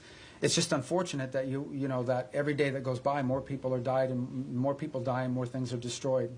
Yes, sir. To come back to your comments earlier on Sudan, you mentioned this concern about transshipment and weapons coming from overseas to Sudan. Could you sort of put a slightly finer point on it? Have you raised this with the UAE in your meetings that they need to stop providing support to the RSF? And have you got any commitment or any kind of look, none of these, neither side has their own factories for the most part, right? All these weapons are acquired from abroad. They have to come from somewhere else, and they have to come through somewhere else. So someone is allowing it to be shipped in, and someone is actually shipping it. So we've had the right and appropriate conversations with all sides of this conflict because that is their leverage. Without their support, neither side can continue. So that's why we need to engage, and that's why we've engaged the parties involved in all of this. I don't want to find myself here in a position of picking on anybody other than to say that we think and we're hopeful that we can make some progress on this, but we know that in order to make progress on this, it will require outside actors to use their leverage and their pressure to make that come about, particularly this humanitarian truce, which is the first thing we want to achieve. We think that outside actors have the leverage and the influence over the players on the ground to bring about this humanitarian truce. And we are very focused on it. I had a conversation on it yesterday.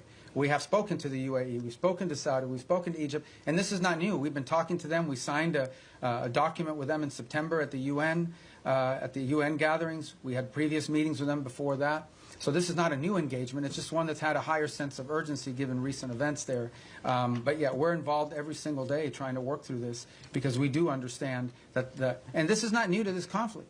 It is in many ways similar to what happened to happen in Gaza. What brought Hamas to the table, among other things, was the fact that some of the countries that had relationships with Hamas, like Qatar, like Turkey, played a very constructive role in bringing them to the table and pressuring them to sign an agreement. And we played a similar role on the other side. So, you know, it's not unusual that you would involve outside actors in using leverage to bring parties to the table to agree on something. Yes, ma'am. Thank you, Mr. Secretary. On Venezuela, what is the U.S. willing to commit if Maduro is ousted from power to ensure that the country doesn't plunge further into instability in sort of I don't have any announcements on that right now. And do you see Maria Corina Machado and Edmundo Gonzalez as the heir apparents for power? Well, we don't believe Maduro's not legit. We've been pretty clear. We didn't recognize him as a legitimate president. The previous administration didn't as well. The first Trump administration didn't either. He's not the legitimately elected president.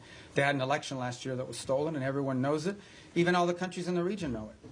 And but you know, I don't really have anything to add other than what I've said today with regards to Venezuela.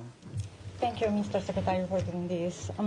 According to a poll by the Reagan Institute, 62% of all Americans support the use of military force against suspected drug traffickers in the Caribbean. And among MAGA Republicans, 90% support the military use against suspected drug traffickers in the Caribbean. So how does the State Department view or analyze these figures?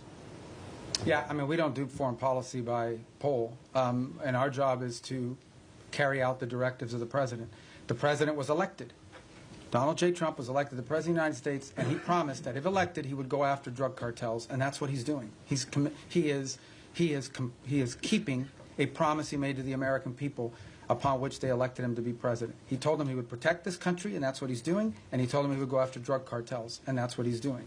So it doesn't surprise me if that poll is accurate because the president's simply living up to the promises that he made when he ran for office. Yes, ma'am. Mr. Secretary, on Gaza, you've said repeatedly in this room now that this is peace is a process, that phase 2 could take next 2 to 3 years. Is there a possibility to fully implement? To fully implement. You can't build buildings in one day. Right? Is there a possibility in your mind that the status quo, more or less as we see it now, with this sort of insufficient flow of aid, periodic violations of the ceasefire by each side, a lack of reconstruction, and of course the absence of an international security force, that this could potentially continue more or less through the rest of the president's term? And if not, I'm not asking for a date, but I think we'd all like to know. We've heard from the president and yourself that there are all these countries that want to join the international security force. When will they deploy? Are we talking in the next year, in the next couple of years? And is there a certain amount of time that could pass at which point the administration, without an ISF, at which point the administration would green light or will green light Israel to resume its war? The way to answer that question is this way. No one is arguing that the status quo is sustainable in the long term nor desirable. And that's why we have a sense of urgency about bringing phase 1 to its full completion, which is the establishment of the border peace and the Palestinian Technocratic Authority or organization that's going to be on the ground. And then the stabilization force comes closely thereafter. Once we've established that, we have a lot of confidence that we are going to have the donors for the reconstruction effort, and for all the humanitarian support in the long-term building of phases 2 and phases 3. We just don't think that we're going to get to phase 2 or phase 3. We don't believe that we can have a successful donor conference, just as a real example, until people know they want to know who's in charge, and they want to know that there's security. Okay, they want to make sure that who's going to pledge billions of dollars to build things that are going to get blown up again because a war starts. So they want to know who's in charge, and they want to know that there's security, and that there'll be long-term stability. So no one would argue that what we have in place now is sustainable in the long term. We have to get to the completion of phase 1. I am confident we will, within the time frame necessary to make it successful. It's just not today, but hopefully very, very soon. We've made real progress. We made progress as late as yesterday in additional names for this Palestinian organization that's going to be the technocratic organization. So I think we're very close. I think we're going to get there. I'm optimistic that we're going to be able to get through phase 1. And then what I meant about taking years for phase 2 or phase 3 is not years to start it. I'm just being, to rebuild a place, to put building and rebuild an economy, it takes time. You'll have the donors, but you still have to have the equipment. You got to build. You have to do all that sort of thing. This is a long-term project. Phase 1 is not a long-term project. It has to happen. I'm confident it'll happen within a time frame that makes it successful. We're very committed to it, and so is everybody else. Everybody else in the region understands that there is no plan B. If this doesn't work, Plan B or what's going to happen is a new war, and no one wants that. No one wants that. So, Mr. Secretary, are you going to be able to tell us in the next year who is going to secure Gaza and it'll have to happen who is much. going You to talking about the disarm? stabilization force? Yes. Yeah. Oh, that'll have to happen much more than a year from now. That is the completion of phase 1. When we get through the establishment of the stabilization force, border peace, Palestinian group, stabilization force. All those things happen, boom, boom, boom, 1, 2, 3. They have to happen very quickly, not a year from now. This is something we're aiming at very soon. It has to. It's what we're focused on right now, like a laser. All right, yes, sir. Mr. Secretary, thanks for all the time, and it's not going to be 4 hours, I promise. It's an hour and a half. You see the press corps is hungry for engagement here. I hope the State Department will return to regular press briefings soon. You got a great spokesperson's unit over there that's more than capable of handling it. A couple quick questions. The President directed you through executive order to explore sanctions of sectors and chapters of the Muslim Brotherhood. Qatar is ground zero for the Muslim Brotherhood. This administration obviously has a very close relationship with the Qataris. How do you confront the Muslim Brotherhood without confronting the Qataris? That's my first question. Second question is on UNRWA. There's a report that the State Department is in deep discussions about possibly sanctioning UNRWA. What's your mindset on that, and do you feel there is any role for UNRWA absent humanitarian aid delivery in the future? I think we can deliver humanitarian aid without UNRWA. I think UNRWA is a corrupted organization that's unsalvageable, period. And I think our policies reflect that. On the first point that you talked about, I think we'll have some announcements, and not today, early next week, on Muslim Brotherhood. Designating groups there's a series of internal steps, despite what people may or may not perceive. There are things we have to meet, criteria we have to meet, information we have to have, boxes we have to check, legal reviews that have to happen, and that takes time. So, but I think there'll be announcements very soon on that, probably as early, if not today, early this next week. Do you expect pushback from the Qataris? Well, I'm not going to comment on which segments of the Muslim Brotherhood. As you know, there are different chapters, for lack of a better term, and individuals spread throughout the world. But the President's issued this executive order, and we're working through the execution of it. And we'll get to what we need to get to. A lot of this obviously depends, from a legal review standpoint. You have to have certain information that you can cite in order to justify the designation. So we're working through that. We'll have some announcements next week, and they won't be the last announcements that we have. Yes, sir. Yeah, Mr. Secretary, thank you for doing this today. This conversation between my colleagues and yourself paints a seemingly chaotic and hostile world at times. So very simply and generally put, what do you believe is the biggest threat facing the United States today? I don't know we live in a world where we have a single threat that we can identify. I think there are multiple things that you look, both short-term and long-term. As I pointed to in the hemisphere, in our own hemisphere, closest to home geographically, it's the rise and the power of transnational criminal terrorist group who are destabilizing nation states throughout the region and pose a direct threat to the United States through overthrowing governments, destabilizing these governments, leading to mass migration, and certainly the trafficking of drugs, and also providing fertile ground for potential, outside of hemisphere actors to act within our hemisphere in the long term. That's a major threat. I think we face some challenges. And then we know the United States industrial base, the United States supply chains become dangerously dependent on other countries for many of the things that are elemental and critical to not just sustaining what we have, but building the economy of the 21st century. And so building up our industrial base and diversifying our supply chains are a critical threat that the United States needs to confront. I think related to that, not directly related to the Department of State, but somewhat related to the United States, is building up our defense industrial base as well. One of the challenges that we face, and so does much of the world, certainly in the West, is the ability to build weaponry at a scale and scope necessary, not just to deal with the threats of today, but to innovate and develop those tomorrow. It simply just takes too long to build up defense articles, get them to market in a timely fashion. And not only do we complain about that, but we have allies who want to buy things from us that we just haven't been able to produce fast enough. And so the President's made that a priority to confront. I think beyond that, I think you would argue that in the big picture, long term, we have to understand that the United States has interests in every part of the world that are related to these two threats. In the case of Africa, we see countries that have extraordinary opportunity to develop economically, the youngest population in the world, and the United States wants to have relationships, both commercial and personal, with many of these nations as they emerge in their own right into an era of prosperity. We want to be there to help assist in that if possible. We want to make sure that American interests are taken into account. Unfortunately, there are many countries around the world that in the past have had to rely on predatory practices of other countries to receive stability, to receive funds necessary to build infrastructure or what have you. We want to make sure that American businesses are at the table offering alternatives, be it in telecommunication, be it in artificial intelligence and technology, be it in basic infrastructure. So there's a lot of things to uncover and unpack, and I think in the long term as well. And I think our national security strategy reflects a lot of this. So I wish we lived in a world where we had one major threat. Many of these are interrelated. Yes, sir. Thank you, Mr. Secretary. I was going to ask my questions in Calibri, but since you do not communicate that in that Times anymore, New Roman. I am. I'm going to ask in Times New Roman instead. Sorry about the Dolphins.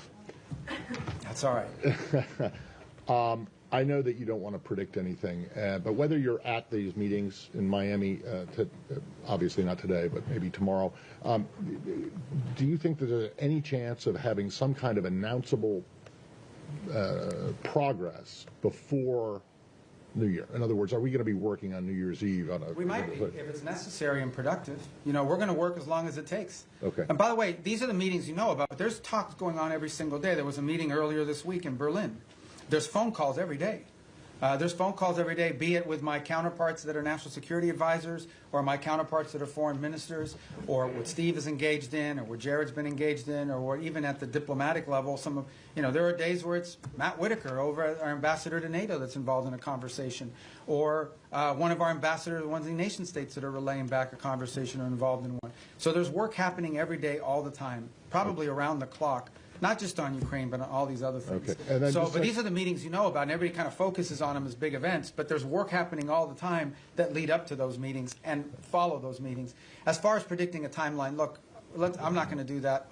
This is a difficult task. It's an important one. We're focused on it. We want to get there as soon as possible. Okay. So, and then obviously Gaza and Ukraine are still works in progress, but of the peace agreements that have been reached so far, two of them are in obvious trouble, right? You know, obviously which ones they are: Cambodia, Thailand, DRC, Rwanda.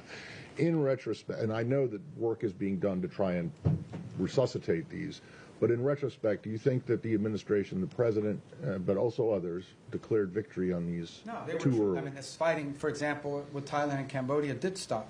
Both sides have made commitments in writing that they signed. Those commitments today are not being kept as a result of both sides claim grievances against one another.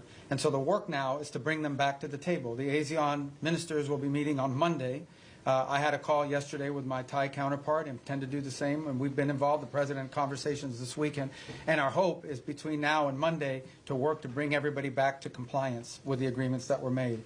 In the case of the DRC and Rwanda, we have signed commitments from both sides. Those commitments are not being met. But at least we have the signed commitments. We now can hold people to something, and we can push them. And in that case, by the way, for example, in the case of Rwanda DRC, as a good example, not only have we been engaged, but we have asked our friends on the Hill, both Republicans and Democrats, to also engage in conversations of their own with these leaders so they understand this is a bipartisan, multi-branch of government interest in this topic. But the good news about both of those is we have signed agreements. At least we have something we can push them towards compliance on. But as I said, in many of these cases with peace, you sign a peace deal, there's compliance, something happens, they fall out of compliance, you got to bring them back, you got to try to push. But at least instead of negotiating something new, you're simply trying to now push people back to compliance with what they already agreed on. So I think these were achievements. In the case of Cambodia and Thailand, it actually did stop fighting. It has now restarted, and we are working hard to push everybody back to compliance. And we are cautiously optimistic that we can get there by Monday or Tuesday of next week. We're hopeful. But there's more work to be done to that point. All right. Thank you. Mr. Secretary, you've said, including here today, that Maduro doesn't honor deals.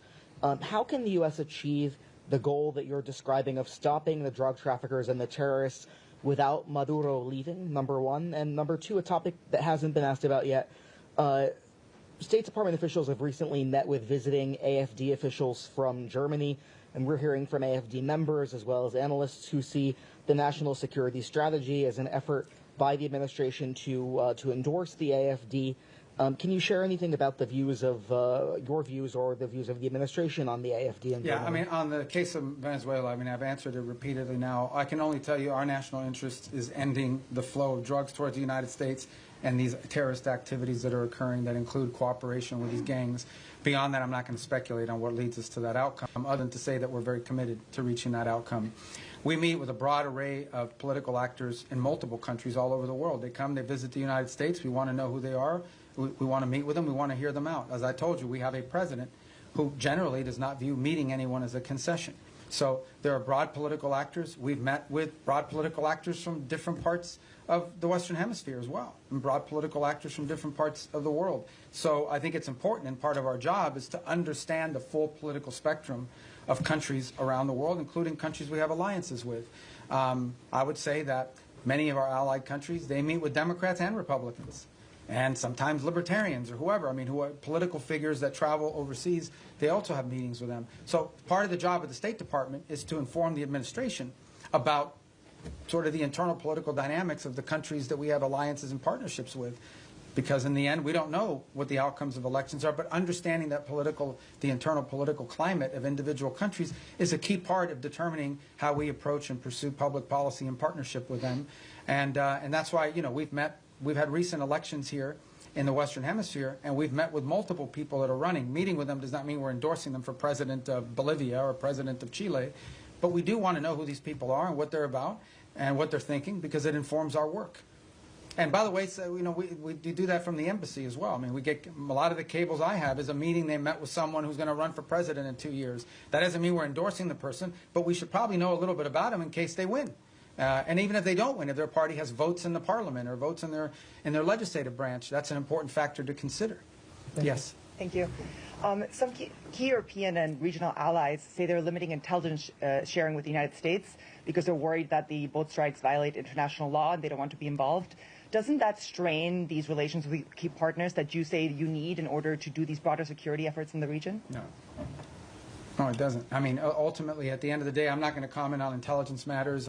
Look, every day I read stuff that's just not true. Every day. I'm not telling you guys are being, but you guys are being lied to sometimes. Like, sources will come to you and tell you things. Just because they have a government email doesn't mean that they know what they're saying. Maybe they just want to sound important. Maybe they have other incentives. I'm not opining about your question in particular. I'm just writ large, but I'm not going to talk about intelligence matters. Suffice it to say that the United States, every boat strike we've conducted, okay? This is not people seeing a boat and say, okay, let the drummer get wicked and blow him up. We're not talking about that stuff. We are presenting every single one of these is justified. We know who's on those boats. We've been tracking them from the very beginning. We know everything about them. Okay, there are boat strikes we don't take because they don't meet the criteria, the legal criteria. We have everything we need, and it's one of the reasons why you've seen this massive deployment in the region, is to be able to gather intelligence and paint a picture that we can justify to lawyers based on the law. So I'm very confident about that effort. It's been very successful. Thank you, sir. Back to terrorist designations. Last month, the State Department designated 4 European groups aligned with Antifa as foreign terrorist organizations. Could we see more designations like that in the works for left-wing extremist groups, and what could the scope I mean, of if that the groups involved in firebombing, if there's anybody involved in, you know, activities such as that could potentially inspire or lead to violence in the United States, we're going to designate them. So sure, if you have any we want to suggest, I will look at them. Okay, here you go. I told you we'd get to you. Go ahead. Thank you very much. Thanks for your patience. Mr. Secretary, I wanted to drill down on the way you and the administration see America's national interests, because you said that Ukraine is not on our continent, not our war. You said something in our own hemisphere is more important. So this involves both our commitment to the negotiations in Ukraine, which the President is passionately committed to for ending the rising numbers of deaths, he says. Russian President Putin told my colleague, Keir Simmons, today at the news conference in Moscow, we do not consider ourselves responsible for the loss of life because it was not us who started this war. Does the administration, does the President, you, the administration, believe that Putin was not the aggressor here? And if so, how can you reach an agreement between two parties when the aggressor will not acknowledge that he invaded a sovereign country? If I just may follow.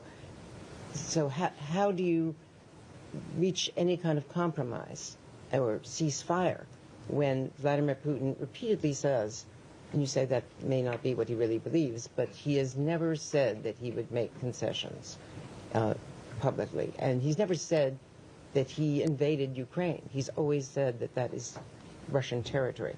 So why is that not in our national interest?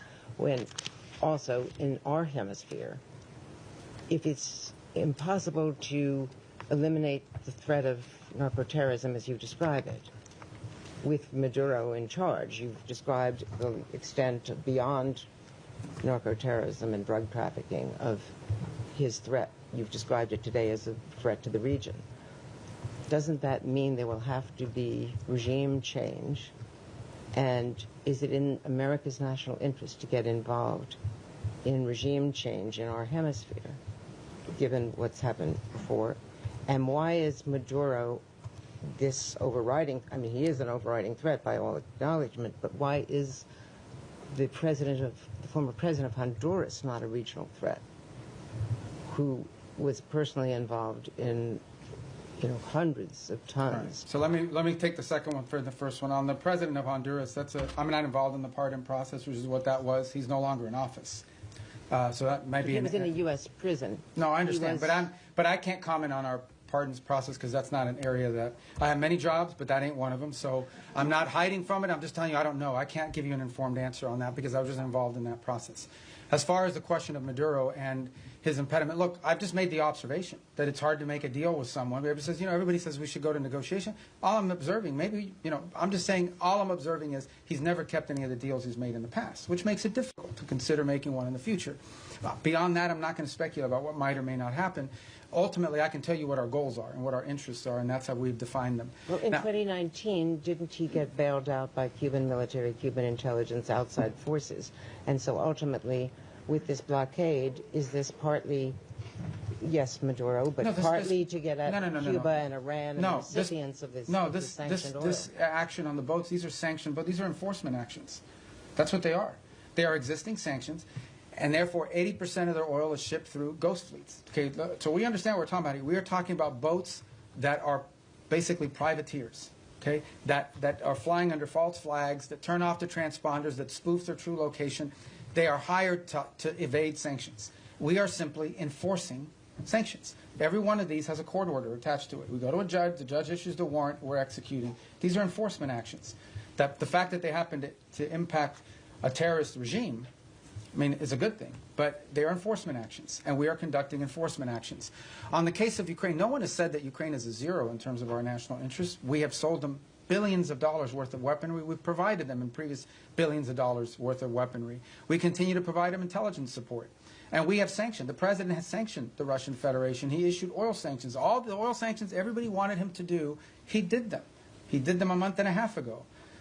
All I'm saying, now you point to all the stuff about, well, does Putin say this? Does Putin? That's why this issue set is difficult. I'm not claiming anything other than the fact that we understand it's difficult. We understand that you're not going to have a deal unless both sides have to give and both sides have to get. Both sides will have to make concessions if you're going to have a deal. You may not have a deal. We may not have a deal. It's unfortunate. The U.S. should walk away from that if it is not a prime region interest because it's not in our continent. That's not my decision to make. Ultimately, the president will make a determination if and when he feels like further U.S. engagement is no longer productive or serves the national interest. That's a decision the president have to make. I can't speculate about that. All right, yes. Mr. Secretary, a question for you on Venezuela and then quickly on Ukraine. You mentioned Maduro was not the only one indicted by the United States in the Southern District. Does that mean it is U.S. policy that not just Maduro, but his top regime lieutenants, cabinet members, that they all must exit?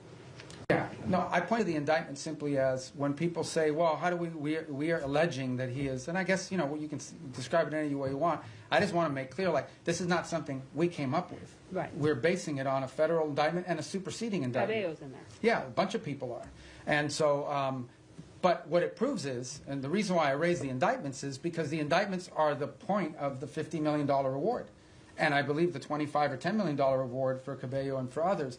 My point is that this allegation, this claim that the Maduro regime is a narco-terrorist organization is not on the basis of political talk or speculation. It is on the basis of evidence provided to a grand jury in the Southern District of New York that returned an indictment. And that's why I point to those indictments. Can I ask you on Ukraine quickly, because Russia has deployed its latest nuclear-capable missile system to Belarus, according to that country's leadership. We've heard from a number of European leaders, the Chancellor of Germany himself, that they think this era of Pax Americana is gone, that they are needing to prepare to be on a war footing because of the threat from Putin. Do you believe, does this administration believe today, that Vladimir Putin will end his march on the eastern flank of Ukraine? And do you stand by our European allies against any kind of attack? Look, we have heard the same concerns from our allies in NATO. It's why we are in NATO. It's why we meet with them. It's why we talk to them all the time. I've spoken to Mark Rutte this year probably 40 times, and he's spoken to multiple people in our administration as well, multiple times. He's been here multiple times. He speaks to the president directly. It's why the United States basically is over 50% of NATO, both in troop commitments and in financial commitments as well. It's why we remain in NATO. It's why the president had a very positive visit in NATO. In the end, that's why we're in this alliance. And that's why Article 5 in the NATO alliance is important, and the president has reiterated that. We think it's a very strong deterrent against any of these fears or concerns that any of our allies in the region may have. And the president's been clear that we are committed to NATO, we're committed to the alliance, and our commitment isn't just rhetorical. Our commitment is in action, in the troops that have been deployed, in the monies that have been spent, in the capabilities that are located, in the cooperation and that work that we do every single day with our NATO allies. The only thing we're asking for, which is not unfair, is for our partners in the alliance to improve their own capabilities. Because the more capable our allies in NATO are, the more capable NATO is. But we're going to keep doing our part. We just want them to do more. And they've committed to do more. But these allies are saying that they are concerned now. Sure, and that's why we have NATO. So nothing has changed? Pax Americana, what the Chancellor of I Germany don't know. said? I don't know why he's saying that. You'll have to ask him why he's saying that. The truth of the matter is that NATO is the key defense alliance and agreement that has provided stability on the European continent. We believe it is stronger today than it's ever been because our allies have committed to increase their own defense spending. The more capable our allies are, we've already made our commitment. We've been spending billions and billions and billions. It's the single biggest part of the largest government budget in the world is defense spending in the United States. So we've already done our part, and our part isn't just rhetorical, it's real. We have troops stationed there, we have capabilities there, we have weapons we've provided our partners in the region as well. We believe that if you want a strong NATO, you want your allies in NATO to be stronger. The more capable our allies in NATO are, the stronger NATO is collectively. And that's why we're very pleased to see them make that commitment of 5%, with the exception of Spain. And that's why the president left our NATO gathering earlier this year so enthusiastic about the future of NATO and about our role in it. And in fact, that's why the president's been working with NATO countries on the Pearl program, which is what's providing weaponry to the Ukrainians today. Go ahead. Secretario, gracias por su tiempo y por atendernos. Sé que esta es como la 10ª pregunta de Venezuela, pero quiero quedar claro con varias cosas. Primero, usted puede hacer una referencia al comentario que hizo el presidente Trump apolítico cuando dijo los días de Maduro están contados. ¿Eso se refiere a días, semanas, meses? ¿Esperamos un 2026 sin Nicolás Maduro? Y me gustaría también que se refiriera a la orden de escoltar esos buques petroleros que acaba de dar Maduro a su armada, esos buques sancionados que ustedes están incautando. Algunos de ellos ya fueron escoltados, no estaban en la lista de sancionados, pero ¿qué pasaría si eso fuera con un buque sancionado? Y por último, Maduro le ha pedido al ejército colombiano que se una como un solo ejército en medio de su desespero por responder a este cerco. Son tres preguntas. En el tercero, nosotros no vemos eso como algo serio en términos de involucrar las Fuerzas Armadas de Colombia. En términos de los buques, como bien han dicho, creo que salieron 4 buques ayer, que ninguno de los 4 eran sancionados, y no existe nada que vaya a impedir nuestra habilidad de poder enforzar las leyes de Estados Unidos en términos de los buques que son sancionados. Y en la primera pregunta yo no voy a especular sobre, tendrá que preguntarle a la Casa Blanca, el comentario del presidente simplemente para decirle que sin duda pensamos que el régimen de Maduro es ilegítimo y que su cooperación con estos grupos terroristas en nuestra región, incluso sus propias actividades terroristas, son una amenaza a la seguridad nacional de Estados Unidos. The 3 points that he asked about, one had to do with the Maduro calling on the Colombian armed forces to join ranks with him, and we're not really focused on that rhetoric. We're also not concerned about, there were 4 boats yesterday that were escorted by so-called naval vessels. Those were not sanctioned boats to begin with, but there's nothing that's going to impede our ability to enforce U.S. law when it comes to sanctions. We're not concerned about that. Sanctioned boats, we have the capabilities necessary to enforce our laws. We'll have a judicial order. We'll execute on those orders, and there's nothing that will impede us from being able to do that. And on the first point, the question was something about President Trump had said that Maduro's days are numbered. I didn't hear that quote. Was that a recent quote? ¿Esto fue reciente? El 9 de diciembre. Yeah. So ultimately, look, our observation is the same I've made here repeatedly, which is that the fundamental challenge we have here is that the Maduro regime isn't just illegitimate. They openly cooperate in terrorism against the United States. And that's a problem. And it remains a problem, and it's at the core of this. ¿Habló con María Corina Machado? ¿Tiene pensado recibirla en Washington? No está nada programado. Yo creo que ella todavía está en Oslo. Pero obviamente yo he hablado con ella mucho en el pasado. Go ahead. Are you going to tell us in English? He asked about Maria Corina Machado. I believe she's still in Norway. I'm sure there'll be a meet. She'll come to the U.S. at some point, and I've obviously spoken to her many, many times over the years. Thank you, sir, for taking so much time with us today. How many visas has the State Department revoked under your leadership so far in the last year, and how many of those are student visas? I forgot the exact number or the breakdown of them. It's over 60 or 70,000 for different variety of reasons. Some are students, some are people that were not in the country, but we denied them re-entry.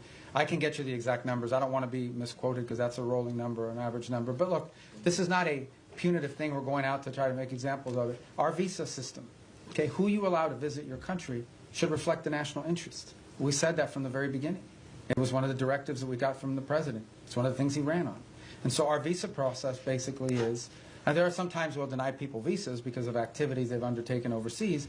Other times it's people that have visas but are in the United States doing things that run counter to our national interest. And the law gives us the right, and in fact I would argue the obligation, to remove people like that from our country. And we're going to continue to do it. I mean, it's as simple as that. I mean, sometimes somebody comes in and says, oh, I want to come in as a student. They're here as a student, and then once they're here, they're involved in nefarious activity. We're going to remove them from the country. But then maybe they're here as a researcher. Maybe they're here as, I don't want to say journalist because you guys will get upset, but, you know, it could be anything. You know, these are visitors to the country. A visa is a visitor. It's not a right. By the way, we deny visas every day all over the world. People will go to an embassy, they'll sit for an interview, and the consular officer will deny them a visa because of something that came up in their record, because of something that came up in their interview, whatever it may be. So if you have the power to deny someone a visa before they get one, you most certainly have the power to revoke it once they get one and then do something they shouldn't be doing. So there's a variety of reasons why visas are denied, but all of them are because it implicates our national interest or national security in some way. You began the briefing by talking about your confirmation hearing, and one of the core commitments or goals you set for yourself in that hearing was to rid the State Department of anti-Semitism and what the president calls DEI ideology. When you look back at the last year, have you done that, sir? Have we done what? I'm sorry. Rid the State Department of anti-Semitism and DEI ideology. Well, look, I think there were actions that were being taken that we're very concerned about in terms of statements that were made from some missions around the world or actions that were taken. Ultimately, what the president asked for is a government based on merit, where people were being promoted up because of merit, irrespective of their background, their ethnicity, the color of their skin, the first language they spoke, where they were born. We want to promote people on the basis of merit. We have redone the whole process by which we do promotions in the career foreign service. We've redone it in a way that prioritizes the right things. There were people not being promoted in the State Department because even though they were exemplar foreign officers, their DEI score, under the previous administration was too low. There were people that were because they weren't committed enough to the DEI cause. So we have very talented people that did not get promoted, in the State Department because they did a great job, but they had a low DEI score. We got rid of that. That's not going to exist anymore. We are going to judge people on how good they are at the job that they do. And by the way, we're also opening to promoting people, not just based on seniority. We have some very talented, and I say junior officers, like 10 years, 15 years is considered junior around here. They're very talented. If we don't promote some of these people, we're going to lose them. Because there's a lot of money to be made in the private sector, and people want to pursue in life. If people don't see upward mobility where they work, if they don't see the opportunity that by working hard and being successful, I'm going to be able to get ahead, they think they're reading roadblocks, they may leave and go work for another agency or outside of government. So we want to promote good people on the basis of merit. And I do think we have made changes. In fact, I just today approved a list of foreign service promotions for the President to submit to Congress. And it's on that new basis. So I'm really happy with that program. And look, we'll tinker with it. We'll improve it as time goes on. But we thought it was critically important that people be promoted on the basis of merit and skill and not on all these other things, and certainly not on a DEI score. Thank you. Thank you, Mr. Secretary. Yep.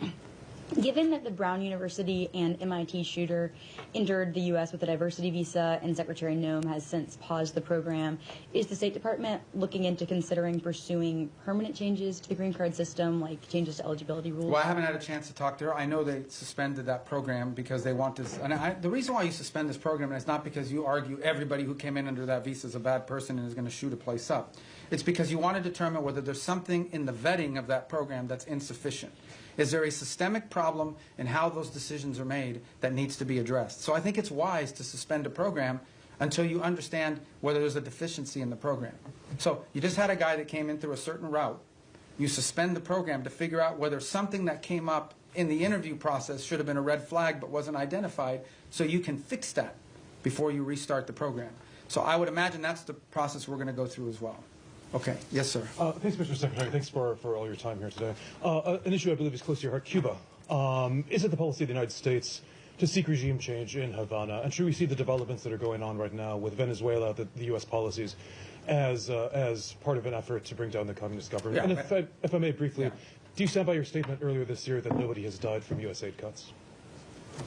On your first point, I think it's not just a policy of this administration. I think every administration would love to see a different type of situation in Cuba. Cuba's a disaster. It's a disaster. It's not just because they're Marxists and because they're terrorists. They're incompetent. These are incompetent people, and they've destroyed that country. On the second point, I'm very proud of the changes we've made in foreign aid. Just yesterday, the day before, we are, I think before the end of this year, going to enter into over 50 compacts, health compacts with different countries around the world. Understand the way this used to work. We used to go to a country and say, we're going to give you a bunch of money for your health care programs. And then we would go out and hire some NGO in Northern Virginia or whatever. They would take their 60% cut off the top for administrative aid. They would take another 20%. Before you knew it, just a portion of that money was even reaching these countries. In many cases, many of those countries, it is true. I heard somebody whisper that's not true. It is true. In many of these countries, the governments didn't even know how much money was being spent. We are now entering into government-to-government compacts with these governments. And the compacts are the following. Not only are they provided assistance, but they are being provided a plan to build up their own self-sustainment and their own abilities internally. So that in the long term, these countries need less aid because they can now do it for themselves. Some countries may take 5 years, some countries may take longer, but we're very proud of that, and the countries are very excited about that. I'm also very excited about humanitarian aid. It's interesting. Nobody, you guys didn't pay a lot of attention to this, but this happened. In Jamaica, got hit by this hurricane. And everybody, I saw some articles, this is going to be a disaster. The U.S. humanitarian response is not going to be good. It was excellent. Perhaps one of the best humanitarian responses in recent memory in terms of what we were able to bring very quickly to bear in assistance to them, led by our embassy, but also led by the region. And by the way, it was also very helpful that we had a lot of military assets in the region that were able to assist in that as well. We recently had an event in Sri Lanka. Again, we were able to very quickly provide assistance, the assistance they needed. So we're it's still a work in progress. We're still building this out. But I think in the big picture and in the long term, when people look back at this, they're going to say that we redid foreign aid in a way that actually delivered aid more effectively and in a way that furthered our national interests, both. And a lot of it driven from the embassy level. The amount of control and power and influence that our ambassadors and our embassies will now have to help shape how foreign aid looks like in those individual countries is much greater today than it was when you had USAID sitting alongside them almost as an independent branch that oftentimes took actions completely divorced, completely separated from our broader foreign policy. Yes, sir. Thank you, Mr. Secretary. First, I want to ask a clarifying question regarding Venezuela. You mentioned you've spoken with the opposition leader repeatedly over the years. When was the last time you spoke with her? I don't recall. I mean, she was not in a place where talking was very easy. You know, she was in hiding in Venezuela. Do you think there's a possibility we could be seeing a White House summit with her in any sort of future? I don't know. I mean, that maybe. I don't know. I mean, nothing's been planned. And then shifting gears a little bit, the State Department mentioned earlier this year some free speech concerns, particularly in Europe.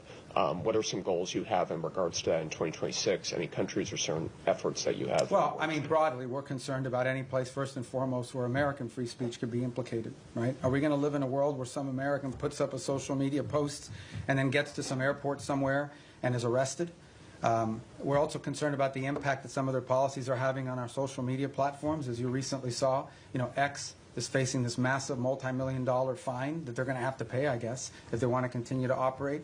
But I think more importantly, I think it touches on the broader question that was asked a little bit earlier. We all talk about how these alliances, in many cases our alliances with our European partners, are built on our common principles, our common values, as much as anything else. These aren't just a geopolitical arrangement. It is an alliance with like-minded countries with whom we share values and principles. And one of those values and principles, we hope, is freedom and the freedom of expression. And we're concerned that that is eroding. Okay, thank you, guys.